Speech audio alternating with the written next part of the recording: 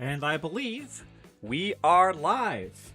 Hello, everybody, and welcome to a very special Thursday Hobby Hangout stream. It's Josh today, joined by Kevin. Yay! And Cody. Hello. And of course, we're all doing our hobbying. I'm working on my Orlocks. Kevin's working on Squats. And Squats. Cody is working on some half-naked drug ladies, also called Escher. But of course, we're gonna I'd say like a quarter naked. yeah, you're right. You're right. I sure have gained more clothes over the years. Yes, yeah. Thank God. Oh wait, why is it putting advertisements up? I just saw that. Yeah. Why did it? I turned that off. I don't think I can turn that off now. Sorry, folks. Advertising. No. It's advertising to you, letting you know that you can buy this thing. Stream segments. I don't know if I can change this on the fly, folks. Sorry. Anyway, oh yeah, I can. Just turn it off. Yeah. Get that capitalism out of here. Well, it told me that like it would do side ads that didn't interfere, but that was just a Aw. lie. that was. Thanks just... for the goat trophy, Valhalla Melta. Oh, goat trophy. Goat trophy. We got a goat trophy. Whoa. It's just for us. Adverts are off. It should be. I Oh my claim it gosh. for myself. It's bad. The fuck was that, and what does it just do? as lost as you. You're the one who sent it. You're the one who clicked it, man. Yeah, I you have no sent it, idea. man. Hello, James Burke. Hello, Valhalla Malta. So of course, yeah. Instead of today, we're not going to really be talking about a lot of other news. Although there's not a lot of other news in the sphere anyway this week. There really isn't. Kind of funny. Unless you're into like Old World, I guess. Oh yeah. What was the news for Old World? The pre-orders for the dragon and stuff are coming out, I don't count that as news. We cover that on Sunday rundown, right? That's true. Okay, fine. It's not news. But the 7 people that played are ecstatic. I was handed free. Hey, Old World is like the 3rd most popular miniatures game. Old World is actually doing really well. I'm actually really happy for them. Yeah. It's funny you say Old World because that's Actually where making a joke today. How many pre-orders for that dragon do you think are actually going to be used for Old World? Like about a 1/3. I mean, like that's about what I said. If it wasn't for NECROMUNDA, I would be pre-ordering it, and not for Old World. So of course the big news is of course NECROMUNDA. Well, I mean, which we're a little behind the curve because you know we only just got our stuff in. We did film today an actual full video on our first impressions, but I think that was also what we're going to talk about tonight is the new edition, because now we have finally seen it, and it's not just us responding to you guys telling us what you've seen in leaks. We can actually talk about what we've seen. It is in our hands. Yeah, and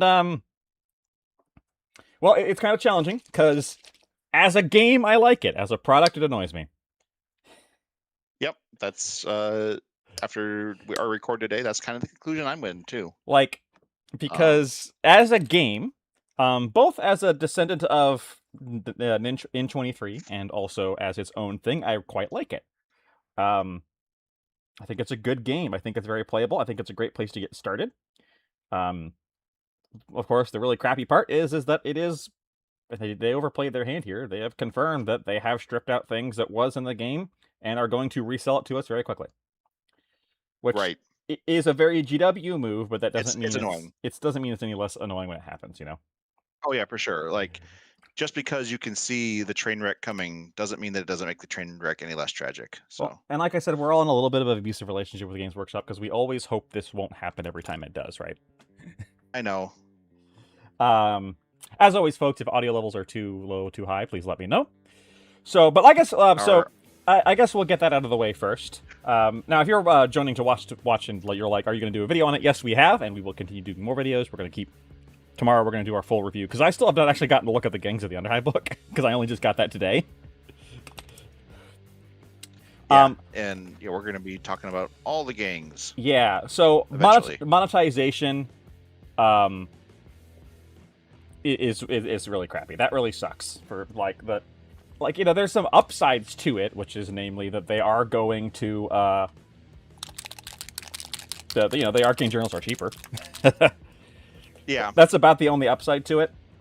And if you're just getting started with NECROMUNDA, it's kind of a neutral value point, right? Right. But if you're our us, stepdad GW has let us ride the convertible, but only down the street to the stop sign, and then made us pay for a full tank of gas. So, yeah. Take that really bad analogy however you will. So we're not going to focus too much on that, and we don't focus on that too much in our coverage. It's mostly because if you already know that, you don't need to watch our videos to be confirmed on it, and if you are, or if you're new, you don't need to be told that over and over again. Right. Because I think, let's talk about the fun stuff. Yeah, what I think the reason that's so annoying is because I like the game itself so much. Yeah. If it was kind of crap, I wouldn't care as much because it would be a very easy decision. But unfortunately, it's not crap. It's actually a pretty good game. Yeah, at least without having rolled any dice, I really like what I've seen so far. So. Yeah. Some stuff I got to see how it works out. I think it will be different. Yes. I will respond to one internet criticism, which is that some people have said that the stuff removed has really removed a lot of the flavor of the gangs. And in the 40 minutes I've read the gangs that I've read, I don't necessarily agree with that. I think that a lot of the old things that were supposedly flavor were in fact bloat and didn't actually add that much to their respective gangs. And I think, brevity is the soul of wit, and I think they have actually managed to pare things down in a lot of ways that are actually still leave the core gang identities intact. However, the fact that they're now going to sell a lot of that back to us makes that kind of an annoying moot. It does. So that's again why it's annoying. I don't know if I'd say screw this edition for the next few years, because I think contained by itself, it is still very fun. What I said to Kevin today during our recording is that I am treating this functionally as the same as when I started playing Trench Crusade. It's just an entirely different game that I get to use my models in. Yeah, and I thought that was a really neat perspective and a neat way to look at this. This is not replacing Necromunda 23 for me. We're going to keep playing Necromunda 23 like we're playing our Secundus campaign. We're not stopping that. But we're also going to play a campaign of N26 here pretty shortly, because we also want to experience that. Right. And on the one hand, the fact that support for the old edition will dry up is actually that's kind of a bad thing. On the other hand, GW support for the old edition was always nebulous at best. Right. It was when the gaze, when stepdad woke up from the chair and saw that he had this child called Necromunda, he would give us a little bit of attention, and then sometimes it was a little bit too much. And then Warhammer 40K would come down the stairs, and it would be like Matilda's brother in Matilda. Yeah. I'm not sure why I'm getting abusive family into all these analogies today, but here I am. Yeah. So, Kevin, do you need to talk about something? Yeah, I was going to say, Kevin, I didn't realize you had a stepdad problem.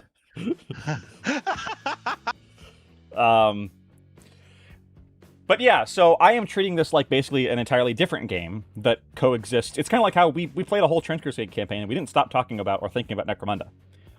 Right. We're going to play N26 and not stop thinking about N23, I think.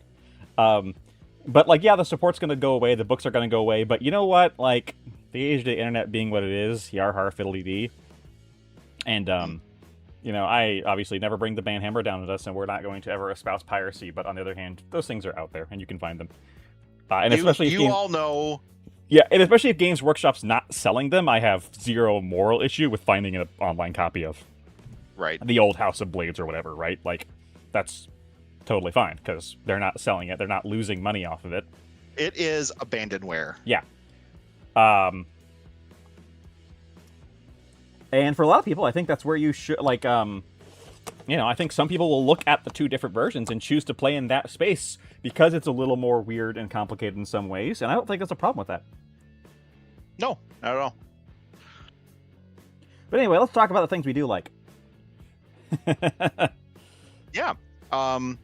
I really like, I know that we had kind of gone back and forth, but I think both me and, I won't speak for Josh, but Josh and I have kind of gone back on our opinion on the cover thing.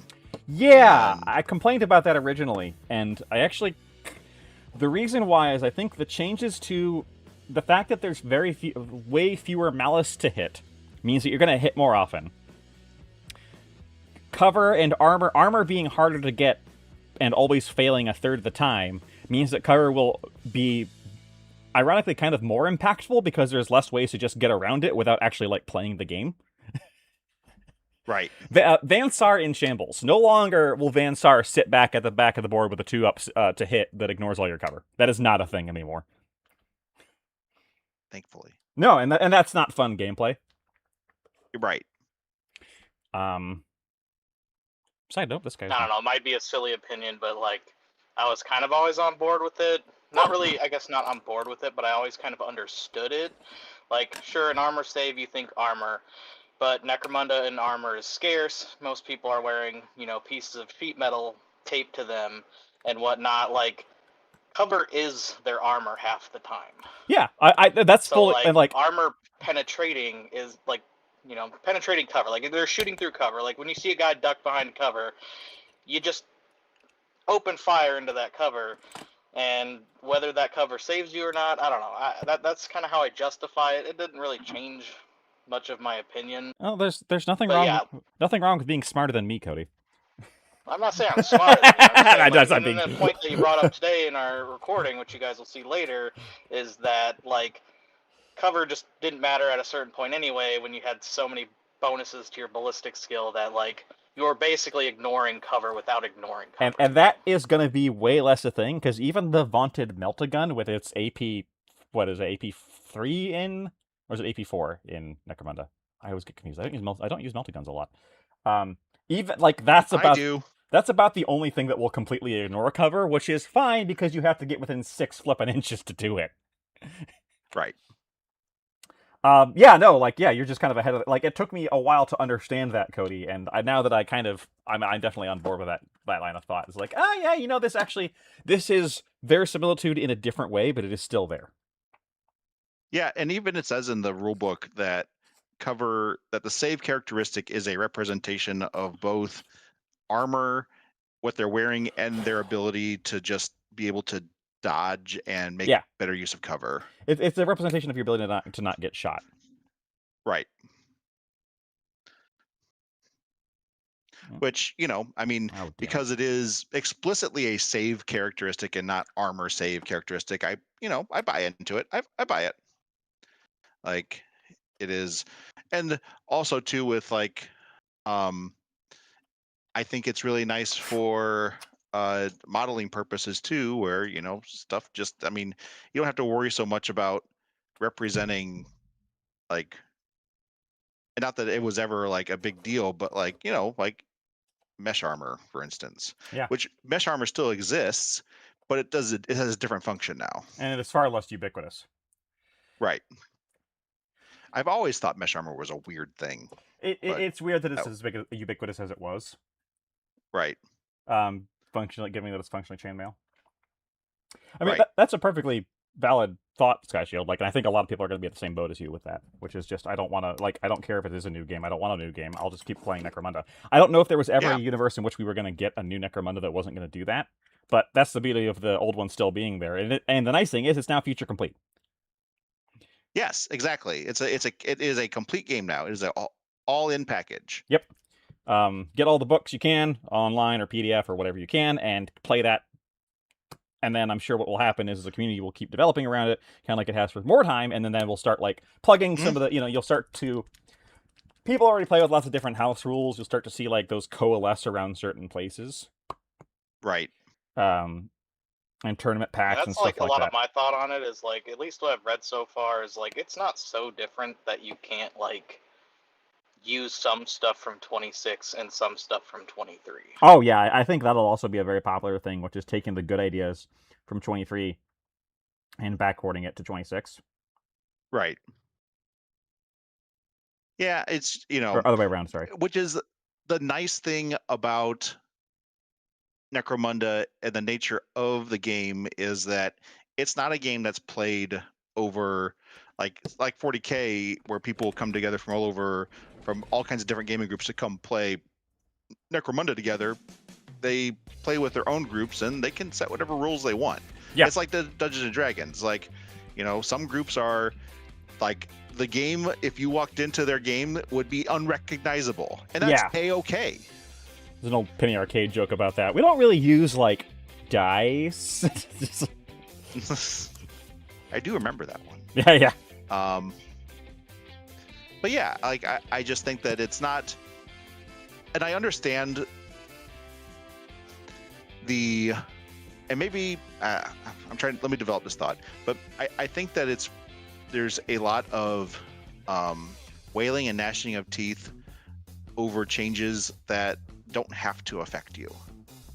And maybe that's because I see that in that light because I'm in a position where like I'm part of a group that I can help set the rules to what we want to play. And so maybe some people just aren't in that, where like they're just strictly participating and they're not part of that, structure. You know what I mean? Yeah, maybe. And I don't know. I'm trying to wrap my head around a lot of the criticism for a game that doesn't have the same kind of like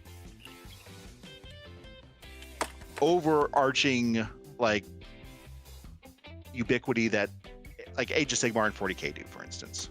I think a lot of it is because like the content for it will start to move on. And if you're somebody who's like trying to build events for it, or if you're trying to gain support for it, the phrase "no, we use the older edition" immediately becomes a hurdle that some people won't want to cross. And you know what? That is true. Like I fully get why people are upset about it, even if it's not like, yeah, you can't just ignore it and keep playing, but the fact that it's going to take other people away from it can kind of affect you. But like, or like the fact that if you want to play in 23 now, and like let's say you're a brand new player and you really get roped into that, it's like, how do I buy those books? Well, you can't. Right. And now you have to go online on a hunt to find them.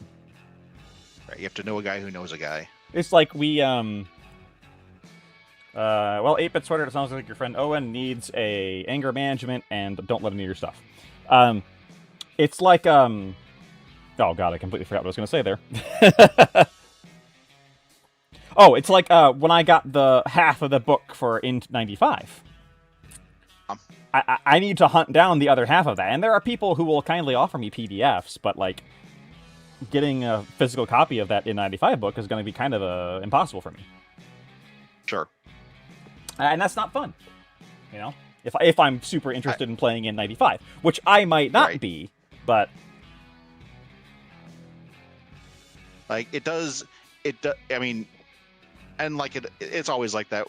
You will struggle. Your group will struggle to maintain. Yes. And you have to, it's something that requires a lot of work, and you have to work really hard to maintain a group like that. And sometimes, despite your hardest work, it may not even work out anyway. And it's like I made videos about this. And but yeah, the presence of Mordheim and what the Mordheim community has done with a dead rule set, for lack of a better term, gives me a lot of hope that the people who really love N23 will be able to keep that going. And we're already seeing that, like, all of the major, like, Munda Manager and the other one that I can't ever remember the name of because I've not used it, they've said, yeah, we're not giving up N23 support. So, like, I think there's going to be a lot of continual support for it. We're not leaving it behind totally because we're going to be doing campaign diaries on our Sakuna's campaign, which is in 23. Right. I think at least one of our group members has expressed mostly not a lot of interest in moving to the new edition, but I don't know about everybody. Yes. So, like, yeah, I think it'll stay out there. And I absolutely don't begrudge anybody for not, like, I am in a place of privilege, for lack of a better term, where I can say this is an entirely different game to me because this is like my only hobby. True. This simply, watching too much Star Trek. Like, that's all I do. So for my disposable income, but if you do lots of things, it's a little harder. Or if you build a lot of things based on it. Right. Yeah, if you have that's actually a really good point to bring up, because if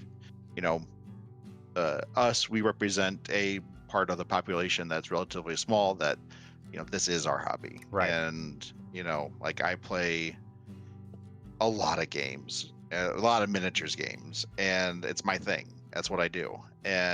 But for a lot of busy dads out there, just to borrow a phrase of one of my favorite phrases about wargaming is that sometimes most, maybe not, I don't know if most, I'm not going to try and assign a percentage to it, but a lot of people who play these games get to play them once a month. Yeah. I think GW's research on it is that most people play Warhammer like once a month or something like that. Like the people like me that play 2-3 times a week are oddities. Which is what makes it incredibly odd that seems to be who Games Workshop targets in their balancing, but that's a different story. Right. And hopefully not one prescient to Necromunda yet. And I think that Necromunda's pretty safe overall from the baleful Eye of Sauron. Yeah. Like part of it is that, it is Necromunda has some extraordinarily passionate people that follow it. And the same is true for Mordheim. The fact that Mordheim hasn't had a relaunch of some kind is kind of shocking. I think they're biding their time. They're going to do it. They want that money. Unless they figure that it's not feasible. I don't know. Maybe they're afraid. I mean, and to go back in history a little bit, when Warhammer Fantasy went away for Age of Sigmar, people wrote Ninth Age, and Ninth Age was incredibly popular until Old World came back. Yeah, and it is astounding how Old World just kind of killed Ninth Age. Right. Which you would think it wouldn't. But there is something about being official that people like, It is, and I get it. Like, I can't explain it, but I get it. It's the understanding that you're operating on the same page as everybody else. Like, True. To use the D&D characteristic, or the D&D example, yeah, people do some weird things in the campaign, but is there anything that's kind of less exciting than somebody talking about a D&D campaign for which you have no frame of reference and which is operating on so many house rules that nothing they're talking about makes any sense? Oh, yeah, so not to go on too much of a side, but one of my favorite things to do on YouTube is to listen to D&D horror stories, and when the poster goes on and on and on about the specifics of their campaign, I could not care less. There's an unfortunate thing called nobody cares about your D&D campaign, because they're not in it. They're not part of that world. Right. People need shared references to be part of the same world. And I think that's why, even though it's like, yeah, you could just say, oh, I'm just going to stick with the other version of Necromunda, you're losing a shared reference, That's true. That is true. And you're cognizant of that. Even if you're okay with that, you're still cognizant of it. Which is why, people are saying, like, they're splitting the community. And again, I firmly believe that part of the problem here is purely marketing. If they had been smart and let more people get suckered in before they revealed that journal. But they didn't. Like, they're so high on their own supply that they're just like, nah, yeah, here's how we're going to sell your rules back to you. Here's a table of contents. It's like, really, guys? Yep. And yeah, it's we'll see how bad that gets, And like, I'm not trying to go to bat for GW or anything, but also too, I think an important thing is you don't have to buy everything. No. And that is the one hope I do have is, like, if you don't play Escher, you just don't buy that book. Uh-huh. But the thing about a skirmish game is that the buying everything for a lot of people is a much more attractive prospect. Yes. One of the things I like about skirmish games is that I can bounce between factions. Right. And not feel like I'm wasting a huge amount of time and money, and that is increasingly less the case. That makes a lot of sense. And the reality is that all of this is this is happening because GW needs that line to go up, right? And that means go up. Continual sales. Yes. Of course, they were going to resell you everything because that is a sure... Reselling you everything is what the current nostalgia world of Hollywood is based on, right? Oh, one hundo. You already have the memories of The Lion King in your head, but they want to resell you The Lion King with a different live-action remake or whatever. And that is what the same thing is. Reselling you the same thing is a surer bet than trying to sell you the new thing. Yep. That's why Armageddon was based on 3rd edition. Or 2nd edition, whatever one it was. Before my time. But... Yeah. So, yeah. Yeah. It's... That's just how it's one of those catch. Not yeah. I mean, I guess less. I don't even know what kind of idiom to use on this particular statement, but it's one of those things where, like, if you want your game and the game that you love and the property you love to be successful, then part of that is that there's deals with the devil, and like whether I'm not saying that's good. I'm not saying that's bad. I mean, it's definitely not good. It's probably mostly bad. Yeah, I was going to say, I'll just flat out say it's bad. And it is a result of GW being a publicly traded company, right? Like, yeah, they have to show growth. And they're one of the most wargaming companies aren't, you know? But the big ones are, and it's because they have the capital to continually put out product. Right. Which generates more income, which allows you to put out more product, you know? So, yeah. Line go up. Yeah, line go up. But the so, like, all that aside, though, as much as talking about the foibles of GW and their borderline predatory business models is that I mean, the NECROMUNDA looks like a lot of fun. Like, yes, and that's why that's the only reason it's frustrating, right? Right. Is because this is a well-written game. This new version is well-written. It's well thought out. It's well internally a little bit more well-balanced, as much as that matters in NECROMUNDA. Right. And part of that is down to the simplifying it, which is like removing a lot of those really weird working parts is what lets you do that. Yeah. Hello, Spudgy. Never apologize for being late. There's no time clock here. Yeah, this is not an obligation. Please. Oh, this for us, but well, yeah, but even then, only arguably. Right. But yeah, like at the end of the day, I always have to just ask myself, am I having fun? Yep.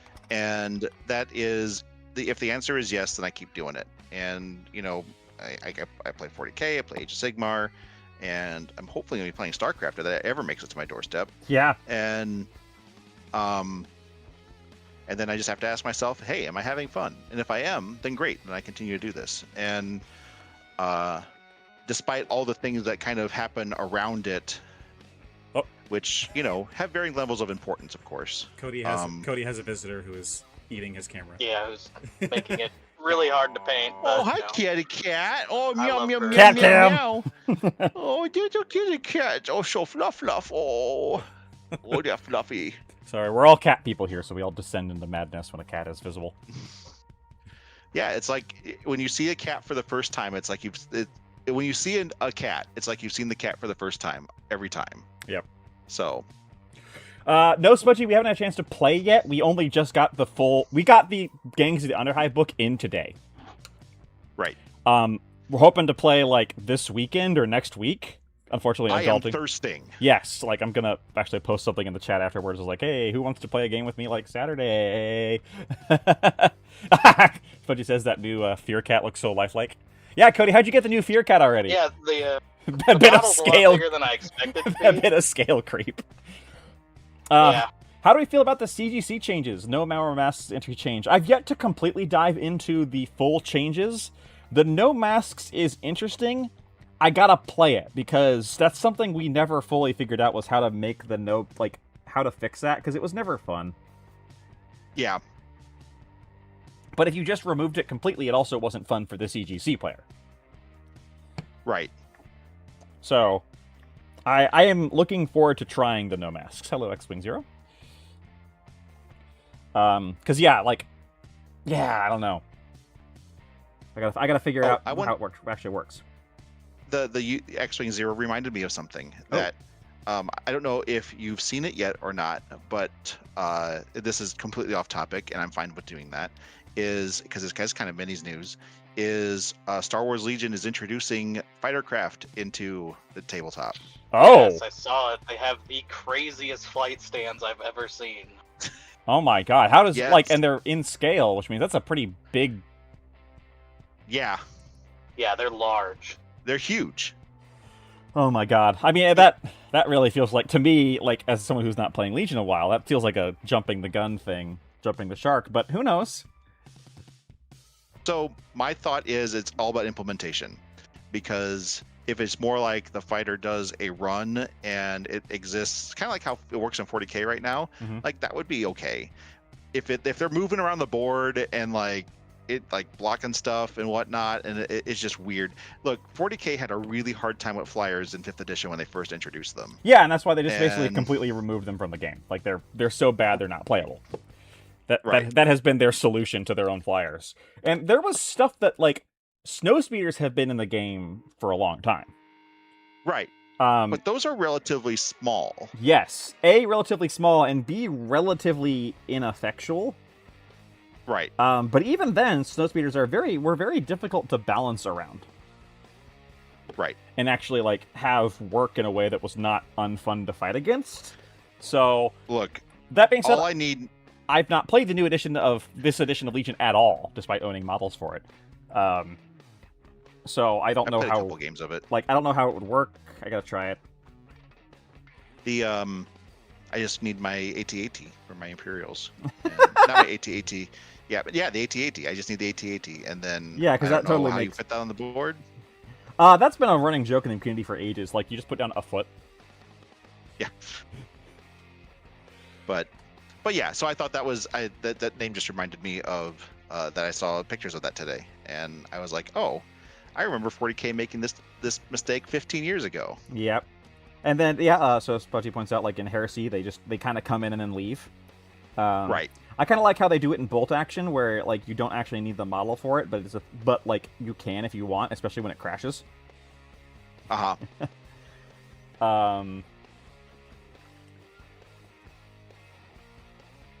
Looking forward to just trying the new edition. Yeah, same. Like we're gonna be playing some of it, and you know, if we have a lot of fun, we'll keep playing, and if it turns out it's actually not fun, we'll stop. That's kind of how that's gonna go. Right. Man, a Rune AT-AT, I've seen those. The Rune AT-ATs are great projects. The community joke is that you put down like a foot, or just the head, and it's just a big turret. What I find interesting, so I'm working on this squat right now, and he's kind of like a berserker champion. I have kind of melee. He's kind of built up as a melee champion, and well, obviously, there's the Slayer attitude going on here. What tipped you off the giant hammer? It's an axe. Thank you. Oh, sorry. This is the axe. This is the axe from the Champions upgrade set. And it is labeled as a two-handed chain axe. Okay. And I just find that really weird, because it's clearly a power axe. Oh. Huh. I mean, it must have been a typo, but not one so bad that they had to remove it from production like the Enforcers.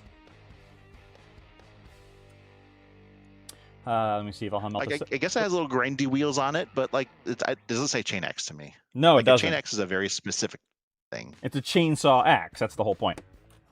Right. Melta says, Flyers felt pretty fine in 7th until they tried to add the Death from the Sky supplement that went down so badly they backpedaled on it being mandatory. Before my time, but... 7th, I was absent for a lot of 7th because I did not care for that edition. I got 10,000 points of Emperor Children to a 6-person Heresy game. I'm assuming that's like your entire week. You say later in the month. Do you mean later for the month? Like, I really so I had a group years not too long ago, but a group that we did Apocalypse games relatively regularly, and it was a lot of fun. It was it required a lot of organization. Like we got really good at organizing it so that like the game actually we could actually get it done in a day, and have actually everyone have fun, which is the big that is the challenge, that everyone gets to play. Right. Does anyone remember the Apocalypse supplement that came out not all that long ago, and where they tried to make Apocalypse into its own game using 40K models? Yeah, it flopped horrendously. It didn't do too well. Wasn't that like 8th? I think so. People did not like that. Product for it on the shelf. Yeah, we still have the movement trays. Other than the models. What are the thoughts on Spryers? Have not looked at them yet, unfortunately. Yeah, we looked at the base rules in depth, and I only had a chance to glance at all the factions. So I've looked through the Outland stuff, where the Spryers are, or Outcasts and Outlanders or whatever, and where the Spryers are, and they look very similar to how they were. Like, you know, they haven't lost the structure of like they upgrade via kills and stuff like that. Like all that has stayed. Right. It just the stats have been adjusted to account for the new edition and the mechanics for the new edition. But Spryers feel very similar. Yeah. Which makes sense because they were a late addition to N23. Yeah. So. They didn't need a lot of fixing. They didn't need any fixing, I think. I think they were like, they're very good, and then you corner one and you just ruin their day. Right. Has anything sprung out at you looking dumb, like overpowered dumb? Nothing so far. I think people who are down on Blaze are underselling how good it is now that it's also cheaper. Like, yes, it's cheaper, and it doesn't have the crowd control anymore. But it's still good damage with a chance of additional damage, and it's still an auto-suppressing template. Right. I think Blaze is going to be pretty good still. Same thing with Webbed. The Webbed especially is definitely a nerf. It is a flat nerf, but I actually kind of like that it got nerfed. One thing that is dumb in the sense of going to change the game is the fact that the gunner gets bulging biceps for free. Yes. Every gang is going to want to start with a heavy weapon now that you no longer have to buy suspensors to move and shoot. You can't move and shoot as much. And suspensors, yeah. Which I like. I actually like that they, at the same time, nerfed it so that heavy weapons still feel heavy and have a distinction. Because they didn't in old Necro Right. in 23, right? Like, a heavy weapon with suspensor was just a really expensive gun. But now, even the heavier weapons like actually feel kind of like different because they still are really these big clunky things. And suspensors do something completely different now. They just make it so it doesn't take up 2 slots Yeah, in your inventory. which is whatever, I guess. Yeah. It matters. It's a more of a campaign thing where that matters. Yep. Later campaign thing. And one of the changes I really, really like is that your gangers are not fetishizing their guns to the point where they refuse to give them up. That was a very common house rule anyway. Love that rule. Yeah. Yeah. The change, not the old one. I always was like, why would my guy not pick up this plasma gun he found when he has a ramshackle auto gun? Yeah. And I know Mitchell was actually a really big fan of... I don't know, hopefully Mitchell's joining us later, by the way. Mitchell's actually a really big fan of that rule because it forces you to upgrade the character around it instead of just swapping him out for something better, and it forces weapon diversity. And I actually kind of really agree with his logic on that. But now, I think the fact that skills are always randomly chosen means you'll be swapping your weapons to fit the skills you get more. Yeah, I think that's going to be more common. As a recovering 40k tournament player, hi, I'm Tomegi, and I'm a 40k tournament player. Hi, Tomegi. Sorry, I'm just thinking like Alcoholics Anonymous, but for 40k tournament players. Moving towards narrative games, it's going to be a much easier sell for my dad group to try Necromunda now that we need max 3 core books. Yes, core gang journal. Right. And if they stick to that, that is better. It sucks if you play multiple gangs, and they are still reselling you the rules, but I do think if you're getting into new Necromunda and you are purchasing the books, that it is better to get into the new one than the old one.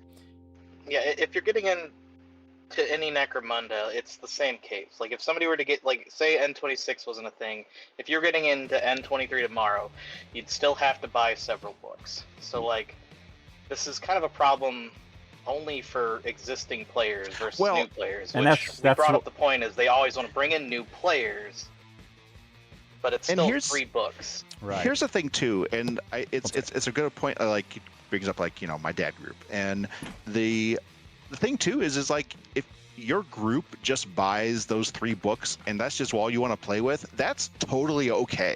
Yes, and that's why I'm a little less harsh on it, is that you don't have to have the journals. However, at the same time, I cannot pretend that not having those journals isn't going to add more flavor, at least to the initial ones. Well, for sure. And but that is why I'm annoyed about it. But you're absolutely right. Is more coming not like from a position of ignorance, I guess that's not really the right word, but from a position of like, yeah, we're just having a good time with this, and this is what we enjoy. And then, you know, you can, and like, it is a full game with these 3 books. Yes, like a functional game. Yeah. And like, yeah, I'm sure, you know, in the Escher stuff, there's stuff in there that was removed and that's taken out. But if you're new to it, you don't know that was taken out, you know, like, and not that that's a good reason to do stuff like that from, you know, a GW point of view, but from a player point of view who's coming in brand new to the game, like, who cares? Right. And yeah, and that's unfortunately that is Games Workshop doesn't look at the and like the Citizen Dick says, Necromunda is such an easier sell to friends now. Still books, but so many fewer books. And it'll be interesting to see how that changes over time, because that's always the case with the new edition. New edition is always the better time to get into a game, because you have to buy less stuff. What GW wants is to continually sell you more stuff. And I think the reality is that, like, us weirdo devoted players who are sickos and buy everything and really put our love into that game, unfortunately, we're not good customers. Because we buy everything once, and then we make our own crap. GW wants new people. To answer a question from James Burke, Malstrains do not have any heavy weapons on their profile. I don't know off the top of my head about Corpse Riders. However, I will point out that for Malstrains, and I think for most people, a Flamer is now 70 credits! Yes. God, they're so much cheaper. However, a shotgun is now the same cost, is only 5 credits more than a sawn-off, which is delightful. Like, sawn-off shotguns got a lot better, but they also literally went up twice as many points. Well, you know, blame Doom Guy. There is a heavy flamer and a harpoon launcher on the Corpse Grinder cult list, which was always there, I think. Those are their only 2 heavy weapons. Heavy ranged weapons, anyway. They have lots of heavy close combat weapons because they're Corpse Grinder cults, and they will still blend you. Right. That ain't changed. Do you think there's an argument running a newbie campaign without journals? Just core books and learning rules? Oh, absolutely. In fact, our first campaign that we're going to play, that's what we're going to do. Even if the Escher book comes out in the middle of it, we're not going to add it to our campaign. We're going to play a full little campaign. Well, Flamers are cheap. With just the core. Yeah. Flamers are cheaper for 2 reasons. Blaze is not as good, and also they have an ammo check of 6. And anything that has an ammo check, you now have to roll that dice every time you fire it. Functionally, a Flamer is a one-shot reload weapon. But you do get to reload it for free. Right. So yeah, Flamers went down, but they are not as good. But I think they are better than being half the credit cost is, if that makes sense. I agree. In my opinion. I think it's just one of those weapons where you have to be a lot more judicious about when you use it, because it's a tempo thing. Yeah. Because when you use it, then you have to then spend an action to reload it if you want to use it again. Yes. And I mean, not have to. You may roll a 6, but you're not going to put your game plan on that. Right. Well, I mean, I do sometimes, but yeah, unless you're. I mean, if you're not a coward, you do. But you know. Right. So. It's like plasma guns fall into the same territory. They are plasma guns are actually really interesting because they have an ammo stat of a 6. So every time you fire, you have to roll that, and the rapid fire, which means that if you roll if you fail the ammo roll, and you get a out of ammo result on the ammo die, then the weapon is jammed. Yeah. And can't be used again forever. And you have a 1 in 6 chance of it just blowing up in your hands. It's funny that the guy, me, who says I never overcharge my plasma gun, I'm not going to stop drinking plasma guns. Like, I love the new rules for it, even though they're, like, objectively worse, which they needed to be, by the way. Yes. Do you think the tiles from Underhive would still be okay to learn on? Absolutely. 100. In fact, I think that is going to be the premier way to play still. I don't think that's changing.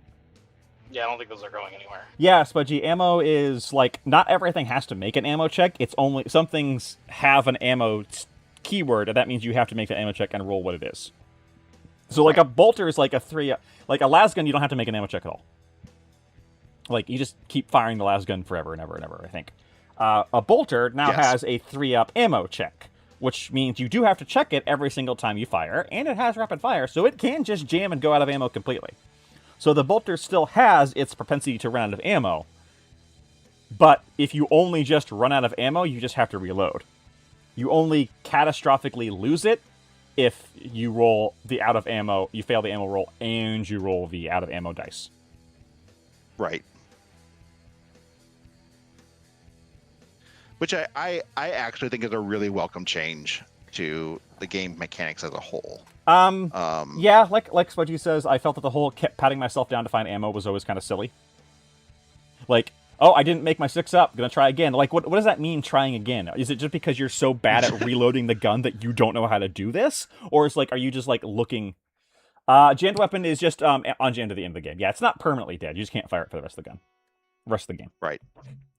I think the logic for that, what Spudgy was talking about for Necromunda, had always been that you actually don't have any more ammo on your person. You are scrambling around looking to see if there's like a plasma canister laying around. Yeah, but that doesn't, like, I would rather you have to take a scab. Yeah, and it's all silly no matter what. So. Yeah. Let me see. What do you think of the new Toxin? Seems everything except throwing knives is a 3-up to wound. It's interesting to say because currently it looks like Toxin looks better. I have to see, like, that one's going to change a lot with how Escher book happens. Right.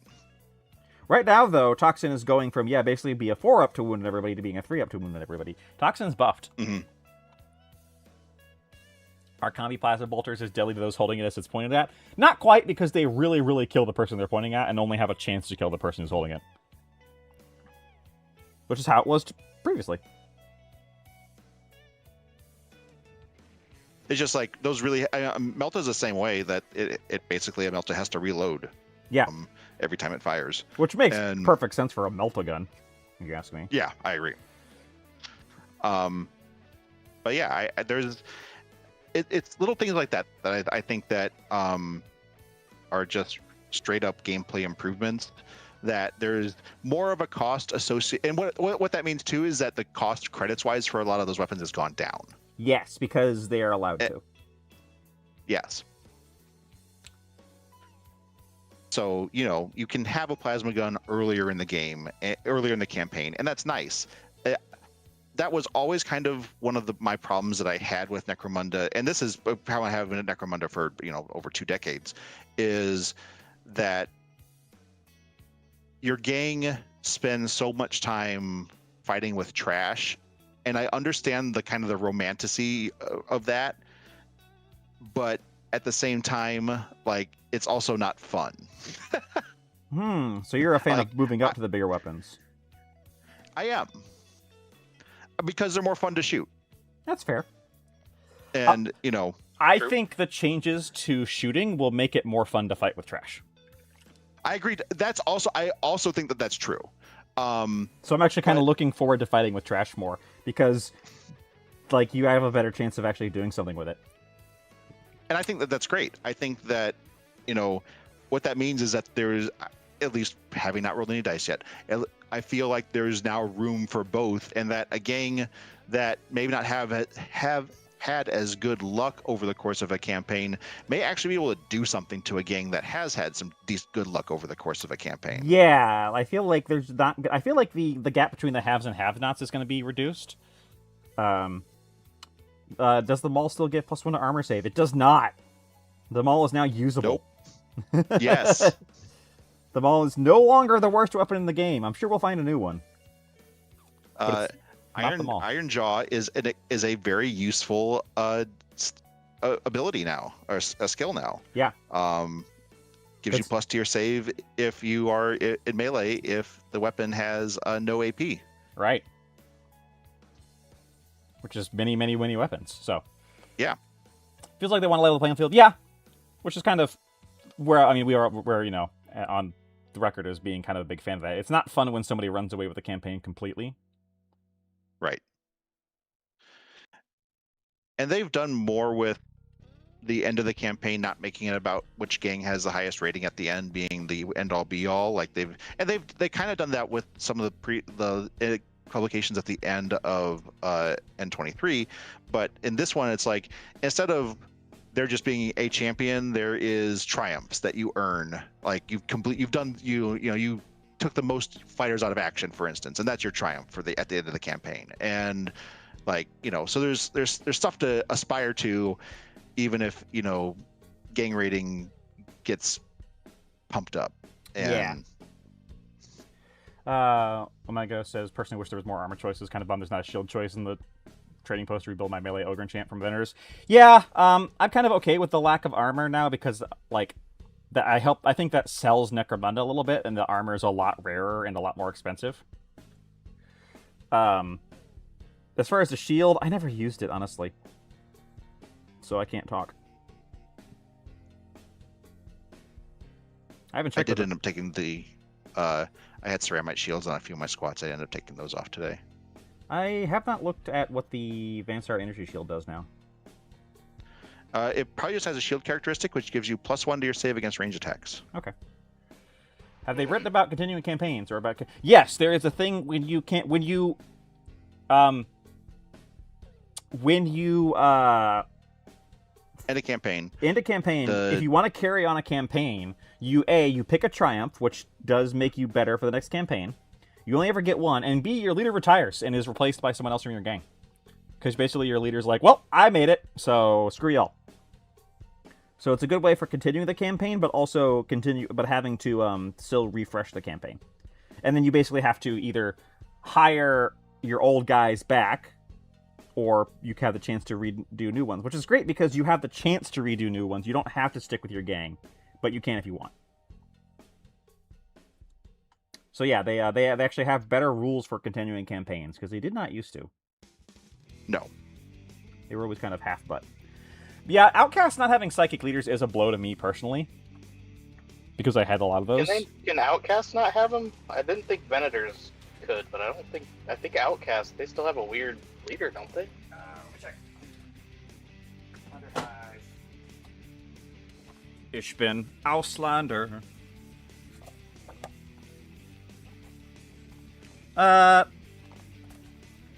No, wait, you still can. Weird, it's right here. Yeah, I'll have to double check Venators, but Outcast for sure. Yeah, Outcast leader, you select an affiliation archetype, and Weird is still one of the archetypes. Yeah. Yeah, and Weird powers. Now, Weird powers are not as good as they once were, or rather, there's not as many as there once were. And that's kind of that part is definitely true. That's kind of an example of them. Weird powers have never been like collated into one place. No. And they've always been all over the darn map. There were always a lot of weird powers that are just like, why would I ever use this? And then there were ones where like, why would I not use this? Well, they went back and forth between different books of like, okay, here's the weird power list. Oh, never mind, it's just these 6 ones. Oh no, you can use Book of the Outcast. Right. Oh no, Book of the Outcast is gone. Yep. Cody, are you frozen? No, Cat has just taken over. No, Cat is Cat. More cute cat. The best thing is that cats don't even know the about... only reason why I'm letting this happen is because she doesn't usually do this, and I'll take whatever time I can get with her. She's just like, I don't know why you're staring at this table, but I've decided that you are now staring at me. Exactly. Who's a kitty? Who's a good kitty? Hello, I have seen you are doing something. I would like now... Let's now make this about me. This is like the activity that requires 0 cats. Valhalla, that is the problem, is that, cat. like, weird cat powers have been drastically reduced, and they're probably going to sell them to us later. And that's not fun. Also true. We've complained about that a lot. And I will... spoiler, I'm probably not going to stop complaining about that. No, because it sucks. You didn't have to pick weird previously? Yeah, you did. You had to pick weird previously for outcasts to play a weird guy. You had to... Oh, wait, no, because it was... Well, yeah, you had to pick a stat line, and then you also had to pick weird as one of your powers, or one of your options. I like the idea of recovery, especially with more chances on the lasting injury table, lasting an entire cycle. Yeah. Yes. It's no longer you can no longer blitz your way through recovery by playing more games. Right. Which was never really a problem for us, but I know that is a problem for like. That was just how we structured our campaigns. Yeah. I want to run a local campaign. A couple people want to use what they have from 40K, so a couple vendors in GSC. Anything to look out for that? What do you mean looking out for? Like ideas to give them or problems? Problems? Unfortunately, I don't know enough. Having not played either of them yet, having not played a game yet, I don't know enough about problems or not. It doesn't. Vendors and GSC are both much more normal gangs now. Vendors always were, or vendors were since their last Apocrypha, and Gene Stealers have been since Book of the Outcast. Or Secudus. So you'll be fine. I don't think either of those are weird choices that need particular attention. Escher are getting a variant list with a lot of critters. I wonder if there'll be a similar for other houses. Probably. They want to sell you stuff, right? Like I'm sure we'll get a Sump Everyone Croc loves based. pets. I want a Sump Croc based Goliath gang where everybody is just a crocodile. I was using Croxagore and Saurus. Ah! It's called Escape from the Snake. Many times, bud. I mean, for you showing could Cat. do that without their. You don't need a supplement to do that. You could just use Saurus as Goliath now. Yeah, I could. Parry is +1 armor in melee. Yeah, which is interesting because Parry was really, really good except against people who were really, really good in melee. Right. Right, like Parry. Yeah, Jason, I was about to say it's the name of that gang is Escape from the Scaly Convention. But yeah, Parry was really, really good against people who were. Thanks for joining in, Spudgy, and we'll see you later. Parry was really good against people who were not very good at melee and useless against people who had like 4 attacks hitting on 2s, right? Now, Parry is kind of good against everybody. So, yeah, you could get in a 3-up versus melee, 4-up versus range, and what's great is that still won't save you because you still fail 2/3 of the time. Oh, Josh, I want to call you out. Uh-oh. So, the Storm Welder is way better now. Oh, no! Wait a minute, that's not a call-out. You can't call me out because I'm not psychic. No, last time we talked about my squats, and I was painting the dude with the Storm Welder. Oh, did I insist that the Storm Welder would never be good? Yes. Oh, well, okay, I'll take that on the chin. I'm happy to be wrong. I mean, it's still probably going to jam, but at least it doesn't have Reckless anymore. Valhalla Melta, I completely agree with that. That is the crux of my being upset with the Do Journal system, is they were so close. Either we don't need, like, I personally think the gangs have enough flavor without things like gene smithing or the Escher chems or whatever, right? Like, you could just pare it down and not have those. If you're going to have those, they should either be free or just posted online. And, like, there's a technical universe where they post that part free online in addition to what's in the book, I guess. Not ever going to happen. And then if what they sold us was just alternate gangs or extra things, I would be very happy. They were so close and yet so far. I think that's why we were, that's why we're so down on that particular aspect, because it's like, oh, so close. And here's the reality: is that what's going to happen is that the book's going to come out, and then people are going to talk about online what's in those books, and you're going to be able to use it without buying them. So. Right. You make the, you lie in the bed you make, GW.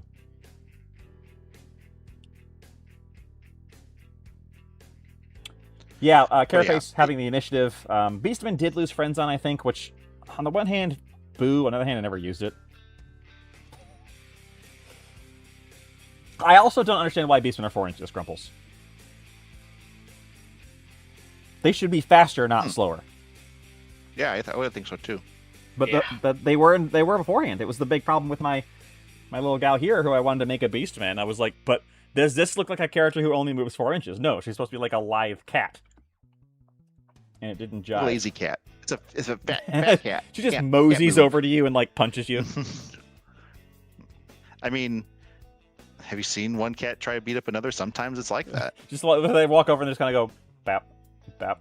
Yeah. Bap. Except she's got a chainsword, so that bap does kill you. But All right. Aw, kitty. Again? No, not again. Oh.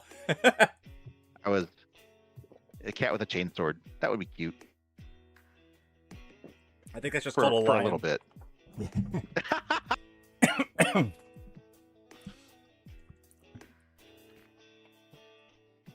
Right, like, yeah, that's what, before you posted the table of contents and showed me otherwise, that was what I hoped it would be Valhalla Malta, which is just like, oh, you know, the base Escher is the base Escher, but you can buy this journal that you play like Kemi Escher or Kitty Escher. And it is, except they're also including rules in there because they want everybody to buy it. One more, and this is just for me, a super exciting thing about Necromunda 26 is that my wife will try it. Yeah. And that makes me very happy. I mean, yeah, that's cool. Like,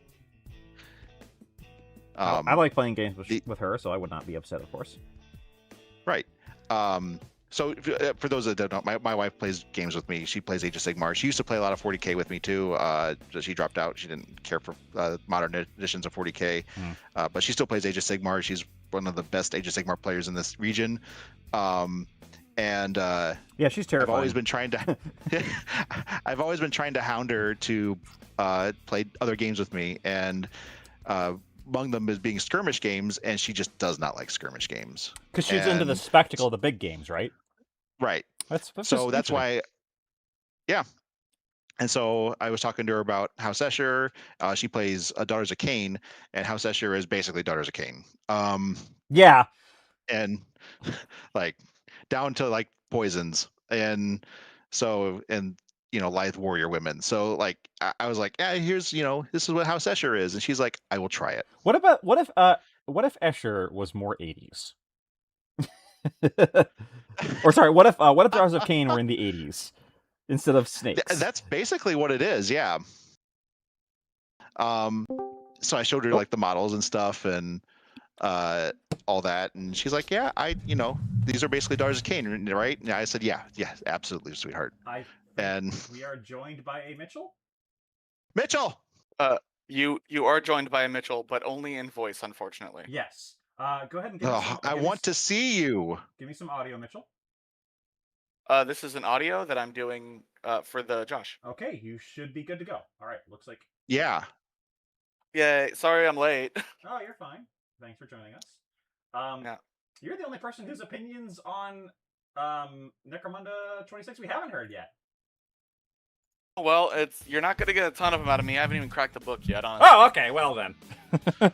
Goodbye, Boots Mitchell. I read through all of the Outlands last night because that's the only book I had access to, and then I've been busy all day today. Real life, whatever. I know. Well, actually, it was I was playing a game of 40k. Yeah, I was about to say. I excuse you now. That is totally valid. Yeah, that's. I was playing a game of 40k, and the only reason I wasn't here an hour ago is I had to pick my daughter up from band camp and then go back to finish my game of 40k. Oh my gosh, that's devotion to your daughter and 40k.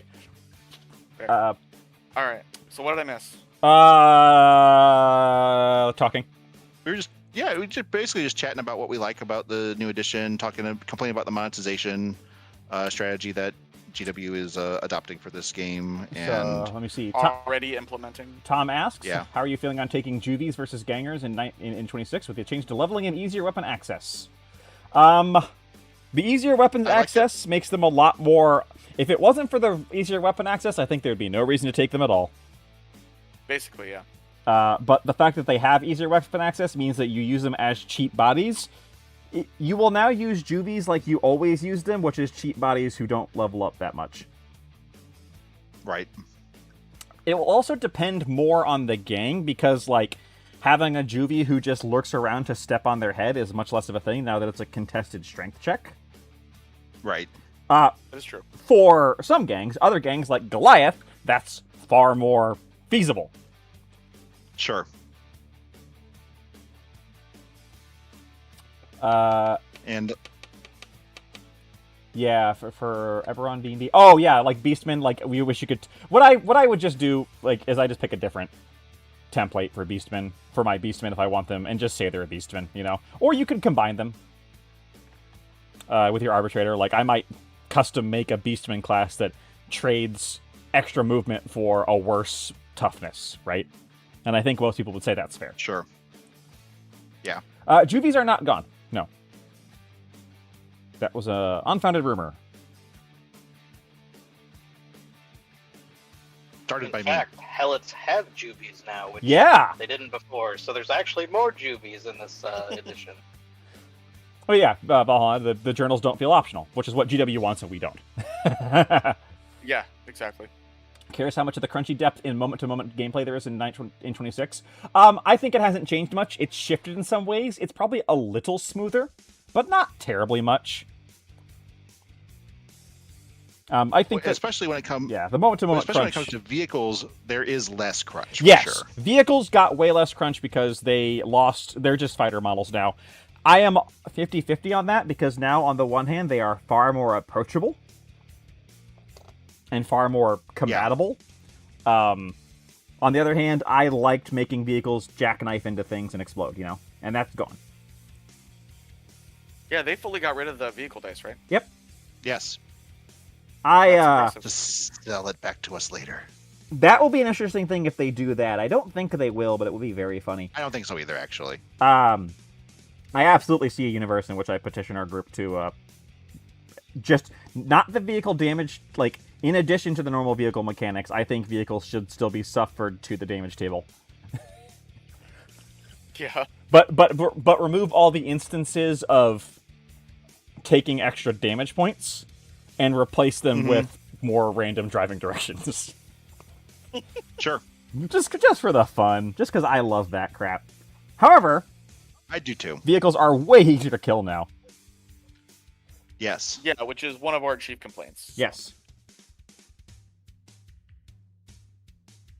Although the last cannon's gone, but, you know, a lot of the other stuff that is from the, illegal trading post is also gone, so we'll see how easy it is to kill them. Right. What you're describing there, Valhalla Malta, is called the Oreo theory of game design. You have a crunchy pre-game and a crunchy post-game with a nice, smooth center. And I think that's what most people want. And I think this version of Necromunda leans slightly more towards that, but not, like, entirely. It's still Necromunda.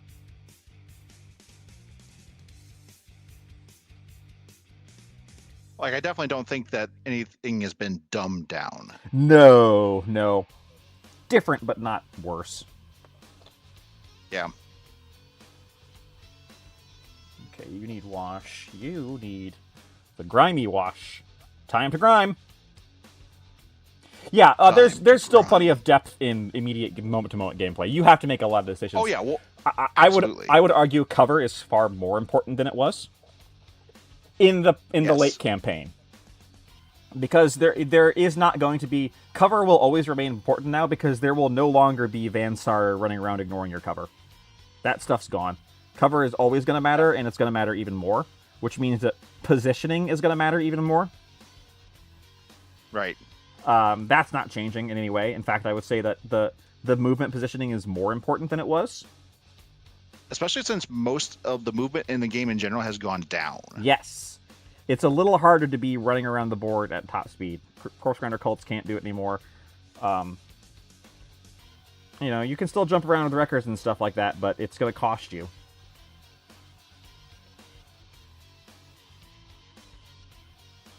Yeah, and I don't see any problem. I think that's definitely, like we said, a very valid thing, which is port the stuff you like from this edition into the version with all the toys you like. Yep, 100%. And we may end up doing that, but we're definitely going to get some games in before we make that decision.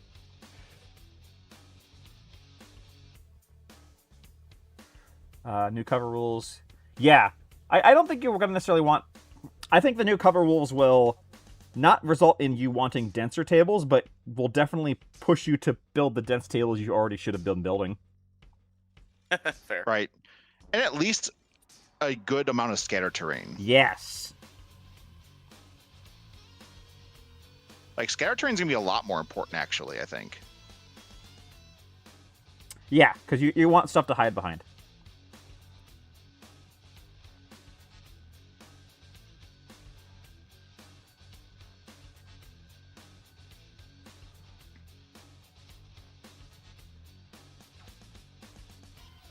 Everything's coming along. My little exokin. What are you guys working on? I'm working on an exokin right now with a excavator hammer. I have my Orlock. I'm redoing the skin on all my Escher because I'm not good at Slapchop, and they all looked gray. Oh. That is Escher a can problem look gray. with... That's true. but That it's- is a problem with Slapchop sometimes. Yeah. I didn't get bright enough on the dry brush, so the skin tones didn't go well. I mean, everything else I think looks alright, but the skin tones Slapchop did is not weird. turn out. You have to go a lot brighter with the white than you think you need to. I've discovered that with trying to with Slapchop Yes. and some stuff. Yes.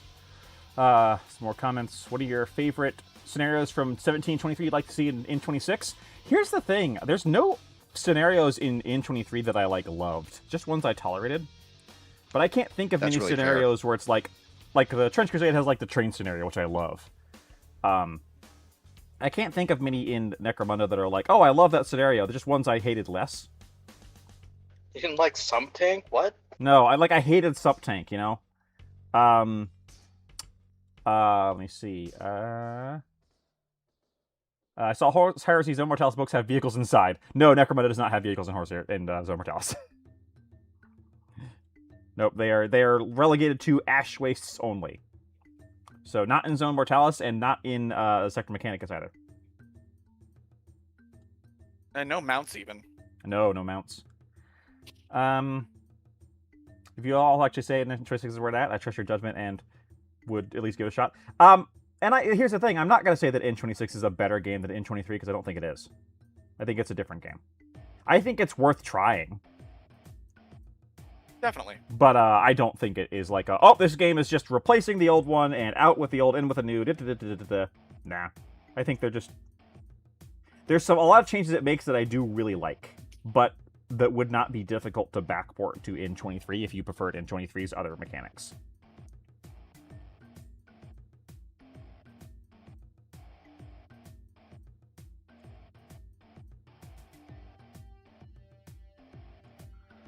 This is making me think how easy it would be to transport the new rules into old campaigns.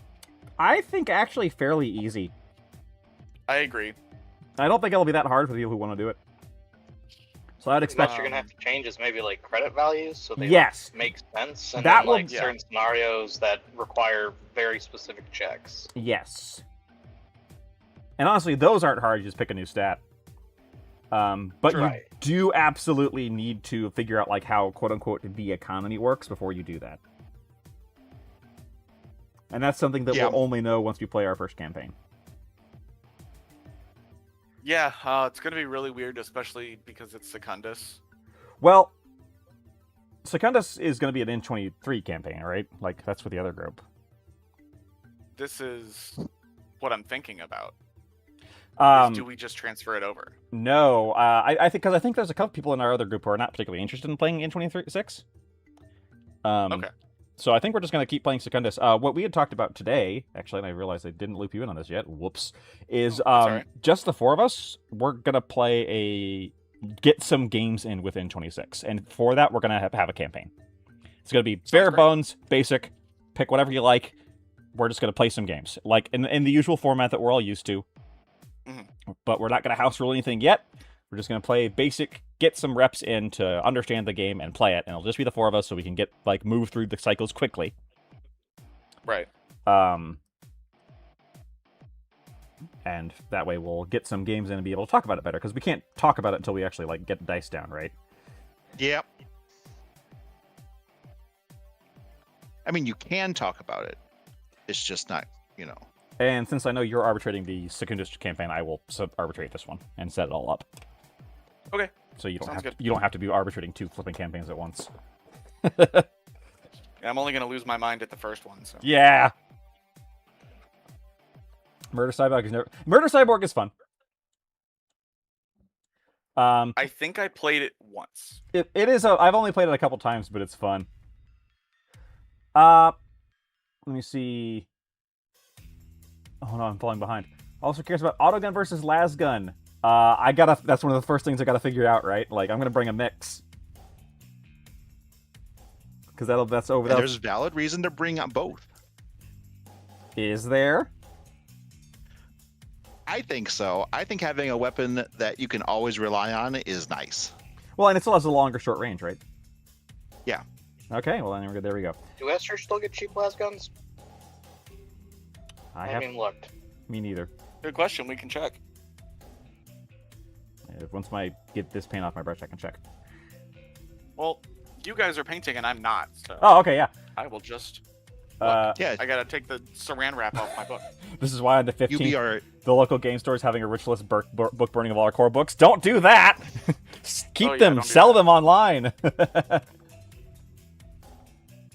There's no reason to act like the gentleman who burned his Dark Elf army.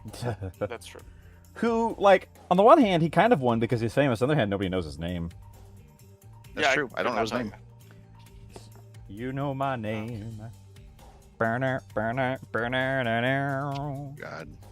Sorry. I almost got out of here without Josh singing to us. When has that ever happened?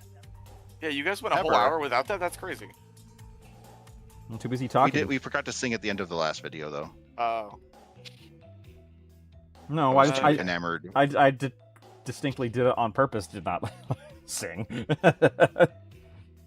Okay. My singing isn't acceptable to Josh. I understand now. No, it's fine. No, you don't hit the high notes well at all. You're right. Cody, I don't. A lasgun for Escher is 15 credits. Ooh, so they lost their discount. Mitchell's happy. Well, guess I'm gonna have to buy a $30 arcane journal to get cheap las guns. If they do that, I'm that's gonna how they get you. If they do that, like if it modifies the list, I'm gonna be so mad. Yeah, see, that one would be a bit like annoying, just because I think more that's than like a bit. a core Escher thing. That's not like a Chem Girl or a Wild Hunt, anything like that. That's core Escher, and that should be in the core book. Well, I mean, so are the chems themselves, and they're not in there. That's why we're so mad about it. So angry. That's why my butt is so hurt. I think they're trying to give them a different identity now, like not take away the Chem one, but like add something else in, Given the table of Yeah, maybe. contents, I think they're just hiding the identity behind that book, but I'm a cynic. Cody, if it makes you feel I any agree better, with that part. if it makes you feel any better, Vansar also doesn't have cheaper lasguns. No. Escher did lose favor with Helmwar, right? Yes, they picked the wrong side. Khador is Ascendant, basically. Khador Ascendant, Escher Descendant, Orlok, Dalok stayed, and Vansar kind of stayed most of the same. Goliath is also doing really well. Escher came out on the bad side of the Civil War. They picked too many of them picked the wrong side. I would say in general, Psychers are in a better place, but Dalok Psychers were always weird, and they don't have a lot of their weird Psyker stuff because that'll probably be in their journal. Probably. Autogun packs aren't really a present. Yeah, it's hard to find good autogun packs. Honestly, the best place to get bulk autoguns is either Orlok or the Outcast kit. I always just run one or the other because, well, okay, with Outcast I run mix because I feel like they get whatever they can. For Orloks, I always run autoguns because I feel like Orloks and bullets go together. Yeah, I agree. And then Escher, I always run las guns because I feel like Escher and las go together, and also they're dirt cheap. And obviously, nothing with a bullet makes it into my Vansar gang. Agreed. Like, bullets carry around projectiles like a monkey? Are you insane? Las, Plaz, or Rad, and that's what we get. Las, Plaz, or As, no one rides for free. I also do That grav because I like the grav weapons. Hold on, I'm sorry. That phrase needs to be graffiti on our walls for the Zone Mortalis. Oh, yeah. Las, Plaz, or As, no one rides for free. No one delves for free, no one mundas for free, no one hives for free. There you go.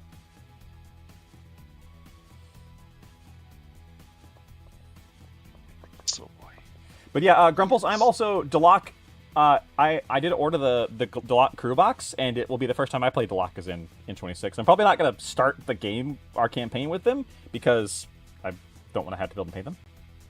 I was going to say you're not a masochist. Thanks for exiting Zero for popping by. Have a good dinner. Yeah, thank you. Yeah, oh, GSC is actually the better place for autoguns and shotguns. You're right. I forgot about that. I actually have that kit right next to me because it has tons of autoguns and shotguns. And they fit on everybody. True.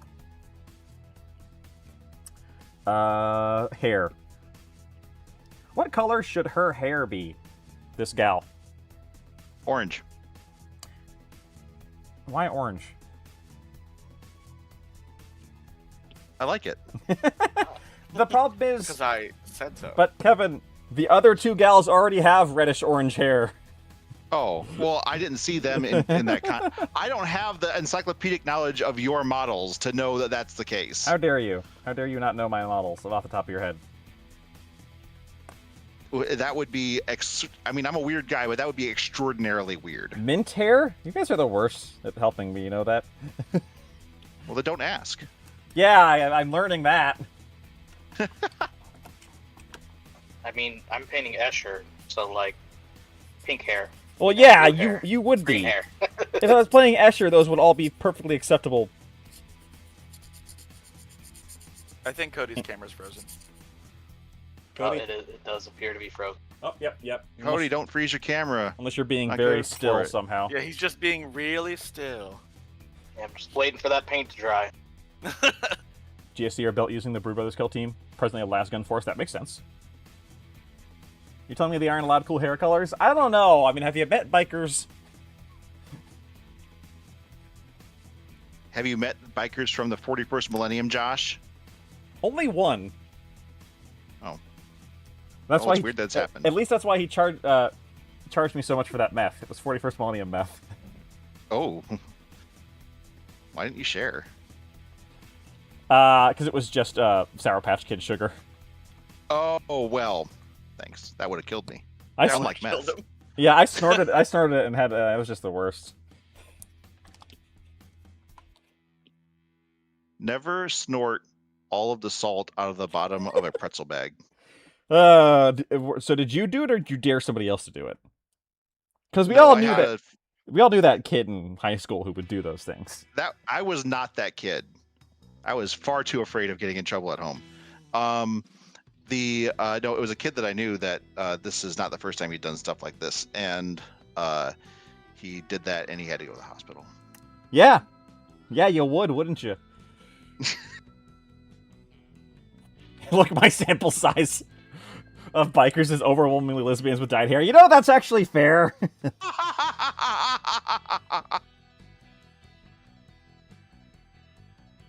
There you go. Well, I am giving her this bright red arm cloth for some extra color. What is in all these squat backpacks? The first thing that was going to come out of my mouth was meth, but it was probably not. Beer. Actually, well, like we established in a previous stream, they, at least, I don't know if this is going to stay true, but chems are like a big thing for squats. Yeah.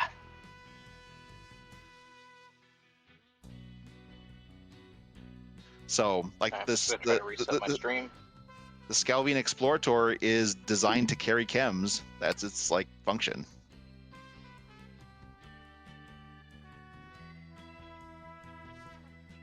At least previously. Uh-oh, do I have to... I think I might have to re-click on Cody. Oh no! 1 second. Did Mitchell also pass away? No, I'm here. Okay. Man, damn it. You're just blabbing about meth squats, and he doesn't have a lot to add. Yeah, that's true. I thought, since I was saying something slightly derogatory about dwarves, that Mitchell would just jump all over that, but... He's too classy. I'm too classy for that. Oh, okay. Yeah, that's what the word I'm going to use. Wow. Mitchell's my least favorite cast member. Wow! Which is weird, because you're related. Right? That's why. Right. There can only be one. There's no better enmity than that of brothers. Cody, I'm only getting black screen from you right now. Yep.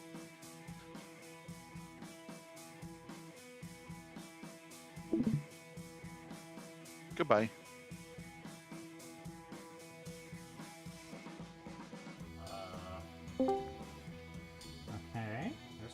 see his me, or his little dude. His me. I don't know why I said that. Josh is from another decade. It's fine. Even though he's younger than I am. I am the old man on this show. You are. You are. Damn it. Because we're all like the same age, and then there's you. How old's Cody again? I don't actually know. 1,000. It's in dragon years. Uh, So is that more or less than people years? I don't know. It's fictional, so you can make it whatever you want. Yeah. Depends on which dragon smut romance book you're reading. Oh dear.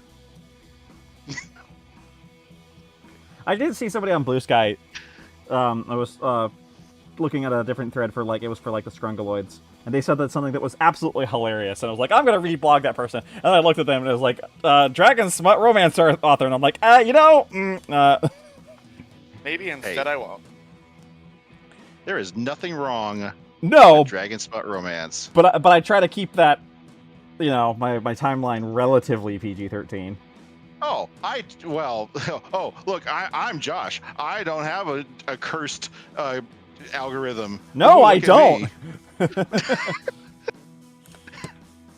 Well, that sounds like a personal problem. Oh god, you're the only player in your TTRPG group who is birth year starts with a 1. Cody, I still have a black screen from you. Is everyone else on Discord? Can you see? I had to restart it, so Oh, there it is. OBS might. No, it was on Discord was the black screen. OBS is fine. Although Or not OBS, sorry. Discord. Well, yeah, I had to reset mine. Looks good now. What's the Argonian made? That's all that matters. Oh. Good old lips or tail. Yeah. Well, then link them here, says Duke Moosey. Oh, I have a whole list of great fantasy smut, but that's now on Patreon. No, it's everyone went quiet. It's all self-published. Well, yeah. So Yeah. as long as it's not AI generated, AO I'm on free. board. oh, it's definitely. Oh, computers cannot think of the things that I put in those books. Because no one has said them aloud yet. They Yeah. can only steal what doesn't exist. So you heard about AI data centers, buying up books and then uploading them into their learning thing. Yeah. They're gonna Yes. do that with Kevin's library, and it's gonna destroy the AI bubble. So Oh, Kevin's actually the hero here. I am John Connor. There's a part in one of the Hitchhiker's Guide to the Galaxy sequels where Marvin the robot saves everybody by connecting himself to a computer. Yes. And then explaining his view thought on the universe, and the computer commits suicide. That's what we're gonna do here, except with dragon smut. It's not just dragons. I got Bigfoot smut. I got Crocodile Man smut. I got Wicker Man smut. But no And werewolves. not- Too That's a hot one right now. It is. too blasé werewolves. Too many of those. So here's the thing. Twilight overdid the werewolves and vampires, so I don't do that material. It's normie stuff now. Yeah. Yeah, that's normie stuff. You can read that on the subway, no one cares. But if you read Minotaur smut in the subway, people could be looking your direction. I'm gonna go back to the comments now because I don't Calling want to the talk about this police. anymore. Morning Glory Milking Farm. Okay, moving on. Right.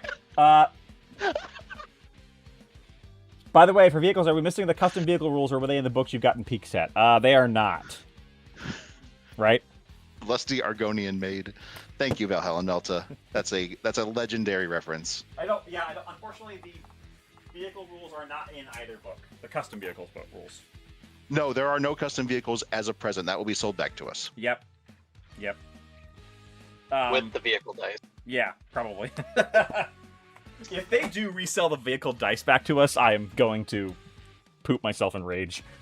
I mean, don't. Your don't poop is on the sell it outside. yet, because there's because the current book only has like what's the campaign? Just the generic campaign. I'm blanking on the word. Yeah, Dominion. It just has the generic one right now. So like they're gonna come out with a vehicle campaign for the Ash Waste. There's gonna be a whole like journal for the Ash Waste, and then custom vehicles will be in that journal, and then maybe they'll be like, oh well, since now we're drip feeding you this stuff, here's some extra dice for it. Valhalla Melta, this is actual hobby stuff. Does anyone have advice for scratching paintwork on vehicles? I know some people use sponge, but I've honestly never tried it. So sponge and Mournfang brown, or any equivalent brown, is how you get that like rusted out look. And then for scratches, you can just take, like completely razor thin silver for actual like scratches, where it scratches the paint. And if you're looking for something really scratched up, you just dry brush. Yeah. But yeah, the sponge thing with Mournfang brown really does work, or an equivalent brown. Rhinox hide, yes. is also a great one. Just make sure you get yourself a like rough enough sponge. Like if you're using like a makeup sponge like this. Oh no, that will work. It's probably gonna be too. But you know what's but if perfect? You grip it might be a little better. Right. If you have sponge packing material from blister packs, yep, those are perfect. That is literally the perfect sponge. Yes.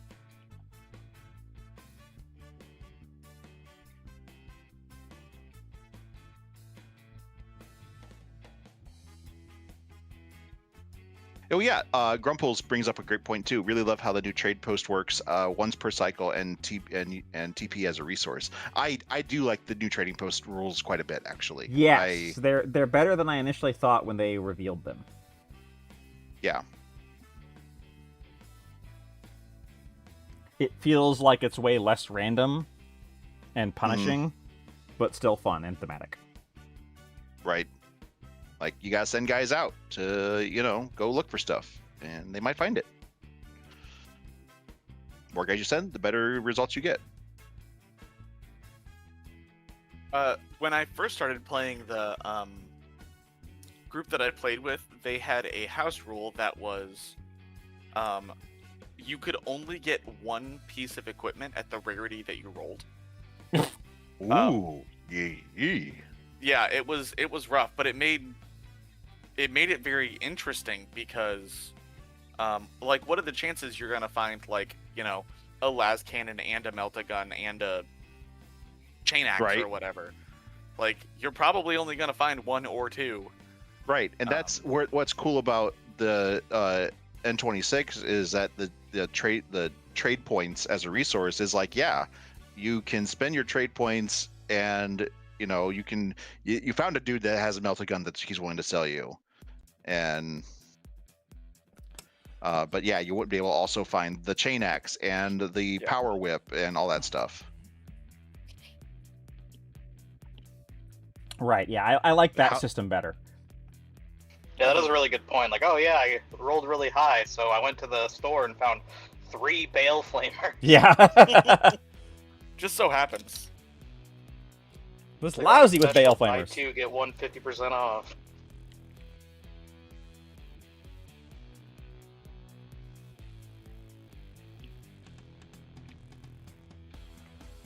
Omega Richard, please don't curse us with that. I mean, it's already gonna. I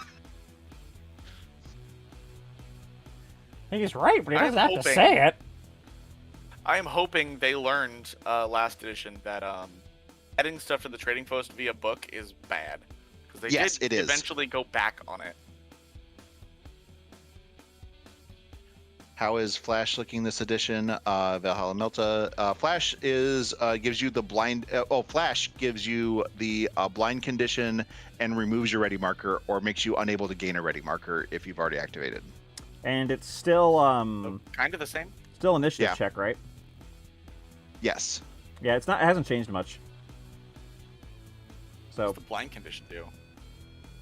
You only hit on 6s in combat, and it does something else. I can't remember what it is. Yeah, I haven't internalized these rules yet. See, this is where my strength is, where I can throw away useful information and fill it with game information. Yeah, most of the combi weapons are gone. Internalized N23 stuff.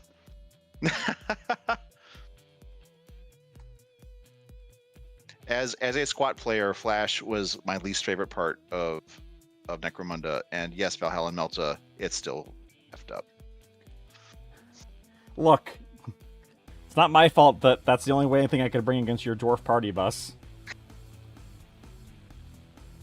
At least now I can shoot the bus. That's true. That's the other thing about the Scalvian Explorator, and I wonder if it's a purposeful exclusion or not, but it lost a transport bed. Oh. Oh, really? Yeah. I mean, does the Ridge Hauler still have it? Yes. Okay, then it's not a... interesting.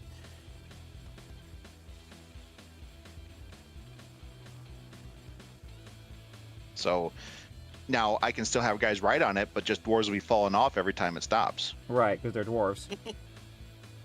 Hey, at least the agility is only a 50-50 chance to fall off. That is correct. I'm actually super happy about that.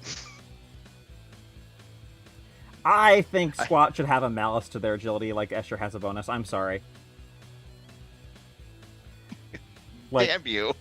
For having toughness 4, which is still a really big thing. I mean, I guess Goliath have toughness 4. Yeah, and bad initiative. And now and I don't like that they don't have. You also have rapid fire 2 and everything. Actually, we lost that. Oh, interesting. Yes, we are. Our Ironhead bolt guns now are not rapid fire 2. They're rapid fire 1, but they have reliable, which means that they ignore the first ammo symbol rolled. Interesting.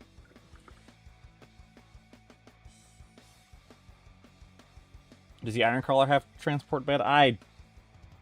Is the Ironcrawler still in there? The Ironcrawler is not in the book. Wow.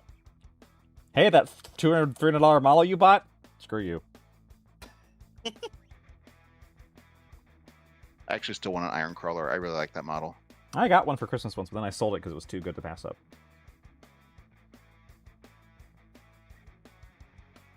You sold a Christmas present? Yes. Oh, sorry, birthday present, but...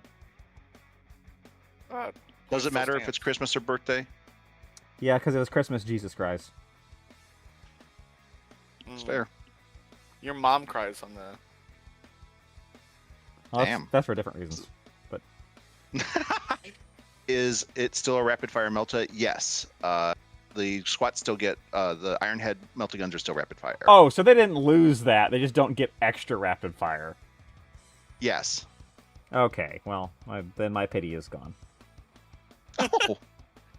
The Vartigen doesn't have its own special heavy bolter anymore. Oh, just a normal heavy bolter. Oh no. Yeah. Whatever shall you do? Just still shoot at you. Yeah, you'll have to murder me the normal way. Duke, but everybody lost their special skill tree, I believe. Yeah. But yes. But they're selling it back to us. It's in the new... Yeah. It's going to be in the book. Don't worry about it. And yeah. But the Vartigen now has a power fist. Oh, Jesus, because that's what needed.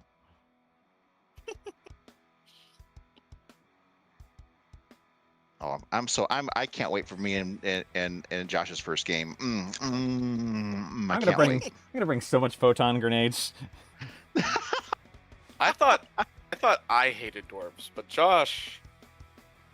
I think dwarf hater right now. The one campaign that we had where my squats just were murder machines gave him PTSD. Yeah, even though I was arguably the best to equip with it because I was the one who was more willing to abuse the grenade launcher with photon flash grenades.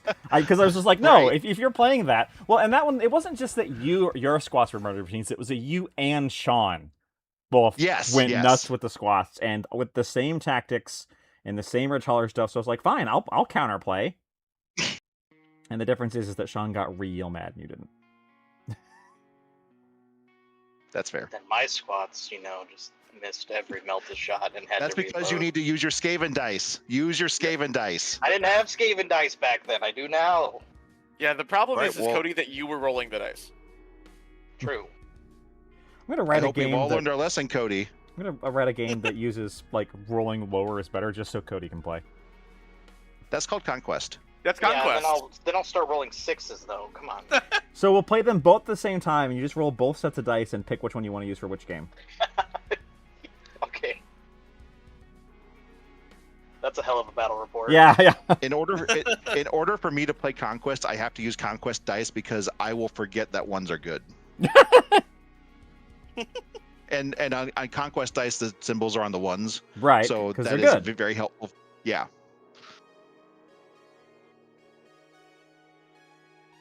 Otherwise, I will forget. There is some there is one downside to this coming out, is that because I've been working on my own kind of thing for a long time. Some of the things I had worked on in that are now in the new version of Necromunda, so it's like, oh no, now it's gonna feel like I stole from that. And you know what? You just have to just not. Oh no, it's whatever, and you know it's nowhere near done anyway. So that's a long time coming. I'm just giving you some sage advice of like, from one creative to another, just you can't care about that. No, and like, because there's nothing new under the sun. Right.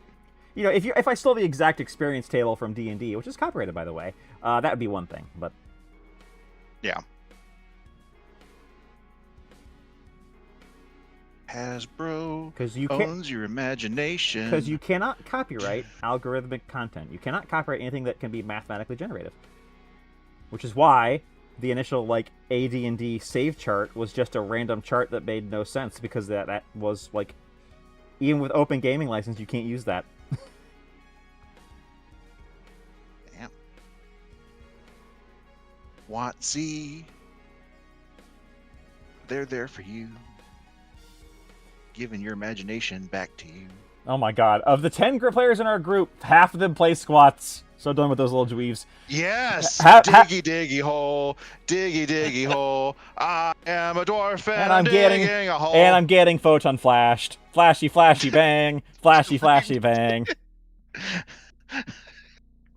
Versus squats and Van Sar. People do not use the photon flash. Well, versus Van Sar, it's smoke. Use smoke grenades, please. But versus both of them, grenade launchers with flashbangs, with the photon flash grenades, those are your friend. Those will pull so much weight. Because what it stops them doing is grouping up. They're still good against Vansar, and Vansar has the ability to see through smoke. Yes. Yes. Yeah, but the photon flash grenades, I mean, they don't help against, like, a squat, but it stops them from doing the thing where they all just sit in one big group and just shoot everything. It forces them to move. We don't like to move. Which is why I like it. And it's not like there's no opportunity cost, because you're not killing things. Right. So Duke also asked, is the House Favor Outlaw Chaos Favor roles still in? I don't think so. No, they're not. The House Favors don't exist anymore.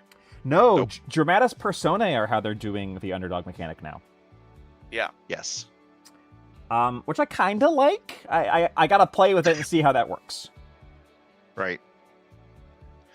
I do and I don't like it. I think it's better than the old Dramatis Personae rule that nobody ever used. Right. That's true. I mean, we didn't, at least.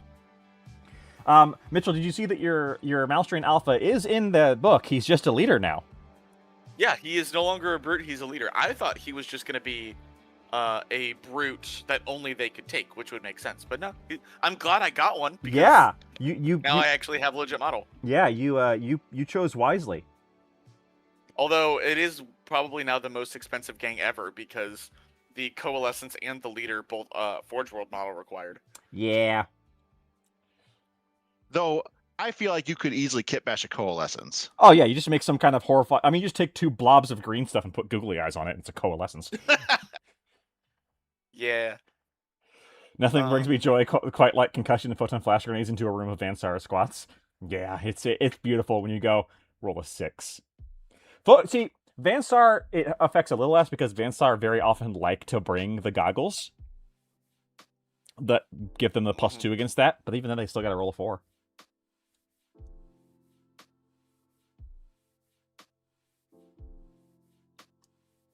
Well, it's okay, Josh. I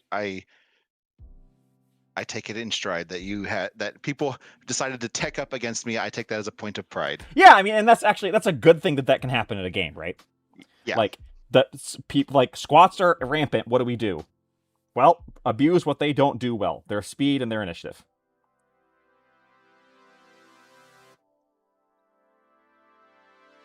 It's like Orlock. Orlock are not the best at anything. Right. They are the jack of all trades. Yeah, if you want to beat Orlock, you either need to focus into melee and then like try and out melee them, or try and outshoot them. And if you can do either of those things, it's more about dictating the terms. But that's every gang, really. It's like Van Sar. How do you beat them? Josh, I think they actually legitimately fixed the photo goggles. Oh, I have to double check. So it says, additionally, if a fighter equipped with photo goggles is hit by a weapon with the flash trait, they suffer a -2 modifier to the initiative check. So, okay, so they actually do make it worse now. I think that was the whole, I think that was the point, and they just never fixed it. Yeah. So yeah, they are actually worse. Flash is very good against them if they take it. I don't think they're going to stop Omega. Like, we did a video on it that then got, immediately... We didn't even release the video because it, wasn't any point. Because, the next day they answered our own questions. They're like, oh, never mind. But I don't think they're going to stop selling the Forge World stuff. They'll slowly move it over to plastic, but... That's not even necessarily true, because if they're doing what they did with Old World and Horus Heresy, just whenever they're, single models, they'll just still be in resin. Yeah. So, that's fine. Whatever.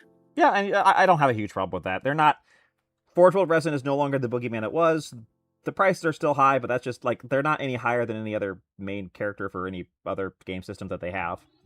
Yeah, the guys for mouse trains are, what were they, 50? Yeah. Yeah, that's the same price as a plastic character in 40k. Yeah. You're fine. And then, oh god, what was I going to say? Oh, and the Forge World resin itself is nice to put together now, so... Yeah, I agree. This one I'm painting right now is Forge World, and this was not at all bad. It doesn't look bad. It's sculpted well. It was not a giant pain to put together. I really hope they redo the Chimerics in plastic or better resin, because that's a terrible model to put together. Yeah.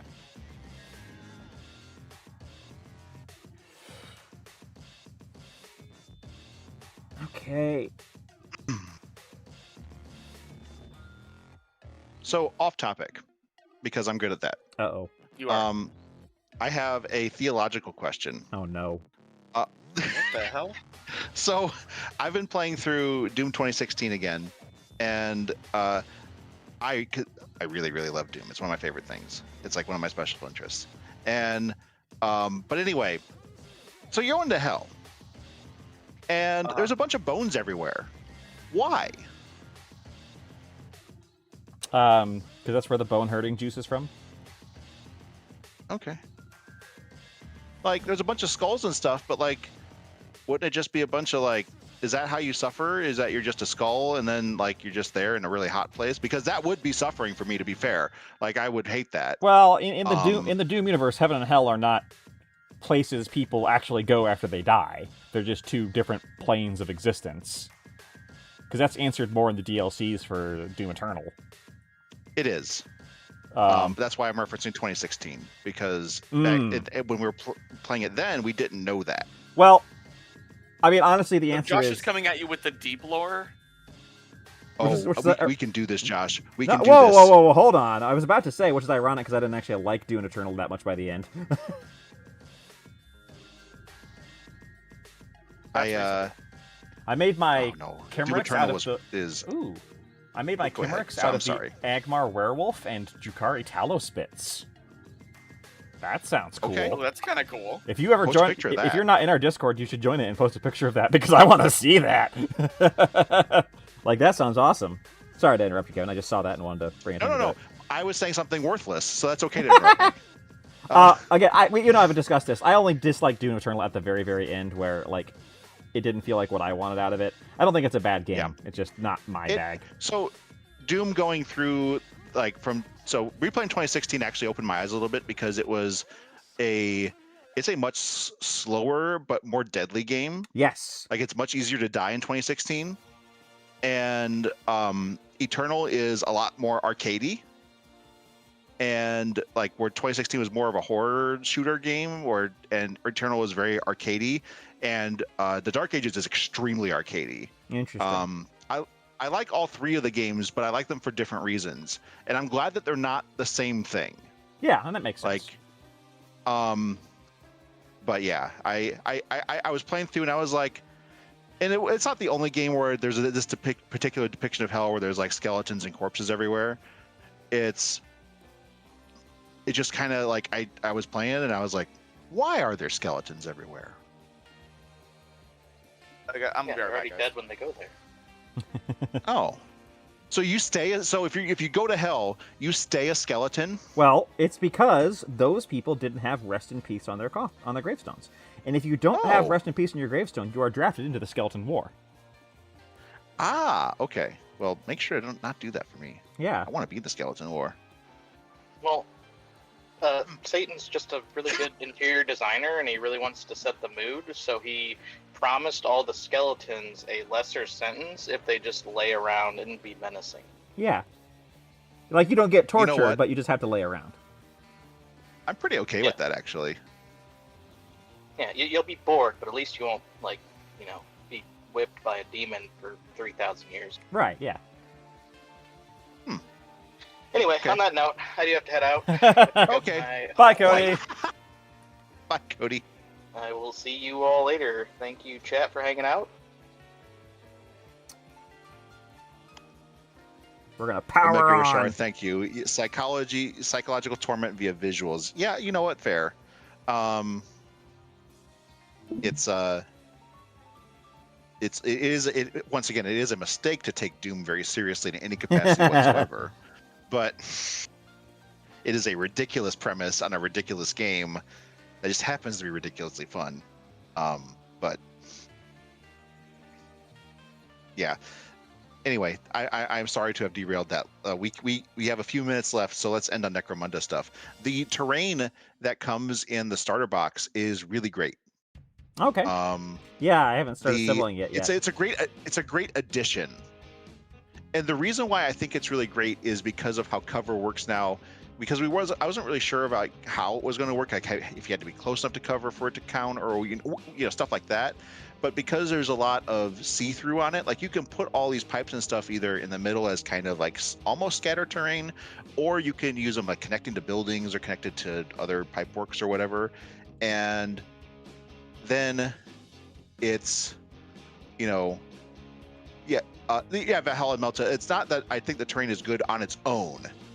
It's that I think that it's a good supplement to existing Necromunda's boards. Yeah. It's good terrain, but it's not a good terrain board. Correct, yes. Yeah, I think that the Necromunda box, skirmish box, is, as far as a gameplay experience, and not having actually played, the scenario as presented with only the stuff in the box, I having not done that yet. I mean, it doesn't look like, for someone who's a Necromunda veteran, that it's particularly interesting. And that's not what that experience is for anyway. So. Right. But I do like it as supplemental terrain. It looks really nice. And that's kind of the one thing about Necromunda that I want to do when I build boards for Necromunda, is that by and large, the areas of Necromunda, like having a bunch of like 40k ruins, I never felt was very appropriate. It kind of is for the Outlands, but like it's not. I don't know. It doesn't feel Necromunda to me. Right, and so I do really feel like, though, because ostensibly the areas where you're fighting Necromunda is places where people live/work, or have at least at one point lived and or worked there, and it's been abandoned, right, or whatever. And so, like, it would be places that, these games are fighting over stuff that's there because there's something there worth fighting for, right? And, like, having a bunch of machinery that looks like it still operates or could still operate if given a little bit of love and care is, I think, a really cool part of making an evocative and immersive board. Right, because it sells the story of why are the people fighting over this? Well, that machine over there purifies water, and that's worth its weight in gold. Right. So I like that this terrain isn't necessarily like a bunch of broken up stuff and a bunch of ruined stuff. They all look like they're pipe works and machines that could function. And I think that's a distinct difference between Necromunda terrain and 40k terrain. Solid part of a balanced terrain diet. You know, just like you can eat cereal every Yes. day if you also eat some bananas and fruit. No one's ever ate that breakfast in the history of breakfast cereal. I actually have, and it's delightful when you have like a bowl of breakfast cereal and some God. fruit and a little bit of toast with butter. Of course you have. It's of course you delicious. I gave up on that a long time ago though because I'm lazy, so now I just eat the toast and fruit part. have. Did Cody have to go for the night? Yeah, Cody always Yes. has to leave like 10 minutes early. And this is when Gotcha. we talk about him and tell the viewers how much Cody is not the best participant of this channel. Oh yeah, sure. Let's just insult the editor. That goes great. But see, will he ever watch this part? No, but someone would rat on us, rightfully, No. and then he would just like the next one is just going to be, you know, Kevin with his head where his butt is.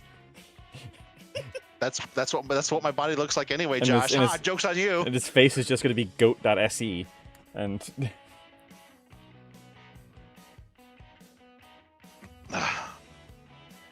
You know, that brings back so many good memories. good. Yeah, I would say so. Overall, like, you never access that because like it upsets you. You access that out of a place of joy. You sound like my proctologist.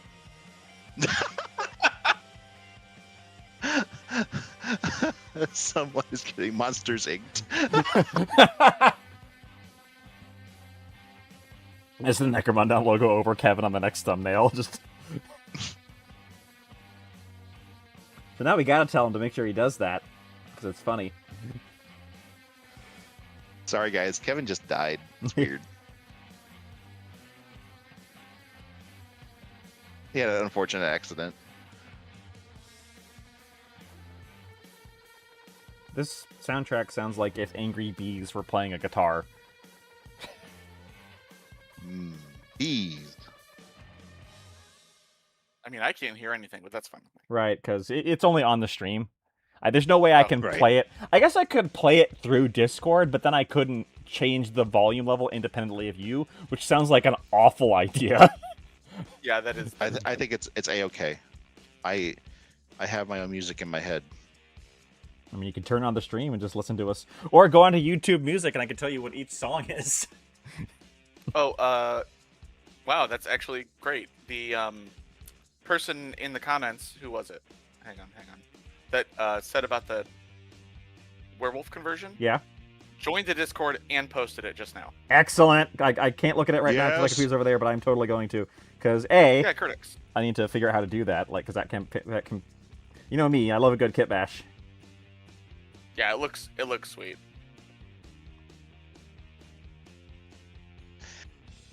Man. But yes, I am super excited to start rolling dice.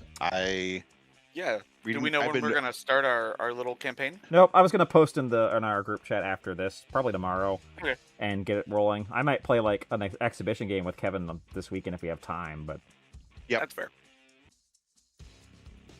I figure it'll be like the other campaign we do, where it's like you just you play who you're matched with at any time you have convenient. And Yeah, it's gonna be a little interesting because we'll see. yeah, Because you still technically get 2 games per cycle, right? I think so. Okay. Obviously, we're just gonna play like bare bones little tiny campaign, but Yeah, it's Yes, yeah. it's basically just the book, right? Like, well, and the cards. Yes, and using the cards for scenarios and all that stuff. And well, that's a nice thing. yeah, is- and there are the territory cards to it. Yeah. Yeah. Yeah. Well, that's the nice thing is that But yeah, all that stuff is also in the book. You don't have to buy the cards. Correct. Josh, I bought the cards. That's fine. Like, but I mean, the cards are nice to have. Mhm. I mean, the Necromunda box is is a really great value Yes. for all the stuff that you get. Like, I really thought about buying that box, but I did not get the box. I ended up getting the box. I didn't originally plan to get the box, but then Cheryl said she wanted to try Escher, so... Right, Yeah. like, if you're not interested in either of those factions, I don't think it's worth it. I mean, I guess you could have tried to sell them off, but I don't know if that's going to be feasible right now, because there's a lot of people who are going to try and do the exact same thing. Yep, Right. Yep. Yeah, Sean was looking at getting it, but he's like, man, I do not want that Goliath. Who am I going to sell it to? Right. I guess you could have bought it and sold the Escher to Sean. Yeah. Fair. All right, guys, it is 9 o'clock, so I am headed out. Yes, we'll answer one last question here. Consider posting streaming. What our plan to do was to kind of do like a campaign journal of it, where we won't film it, but we will talk a lot about it. Yeah, unfortunately, we just don't have, at this exact moment, the resources to kind of film a game on demand. Right. It's kind of a production for us to do that at the moment. So unfortunately, that's just, it's going to be more kind of a campaign journal-y format than but we will be talking about it. video And format. yeah, we actually decided not to do a starter gang for our first bat rep because everyone else did it already. Right. Yep. And then to answer Duke Wizzy's question, yes, the box has both sets of cards. Yep, it's pretty good. It's a really darn good deal. Thank you all for coming. Thank you all for hanging out. We had a lot of discussion today. Whether you are on board with the new edition or whether you're sticking to N23, we'll be here chatting about both. I might end up making a different channel on the Discord for each one so people can, like, post about each one or something. I don't know. That's we'll actually talk a about really good idea. Yeah, just so, That sounds cool. that way you don't get confused about what edition am I talking about it. But anyway, leave a like if you're watching from the VODs or if you're here now. If you're watching the VODs, hello for the future. Hope you had a great time. Check out our Discord linked below. It's free, and it's where people post awesome conversions, among many other things. Unless you're a bot, then it costs you $10 million. If you want to also give us $10 million, you can look at our Patreon linked below, because that's about how much it costs to buy all the books for Necromunda. Did we add that tier yet? The $10 million tier? No, I haven't gotten around to it. Okay, well, we should get to it. Yeah, we'll get Cody on Just that. in case, just in case. Thank you so much for joining, watching, talking, everybody. We will see you in the future. Keep an eye out on the skies. We're going to be posting more Necromunda content almost every other day for the next little while. Yeah. And we will see you all then. Goodbye. Bye. I love you. I don't love you. I don't love not being able to find the end button. There it is.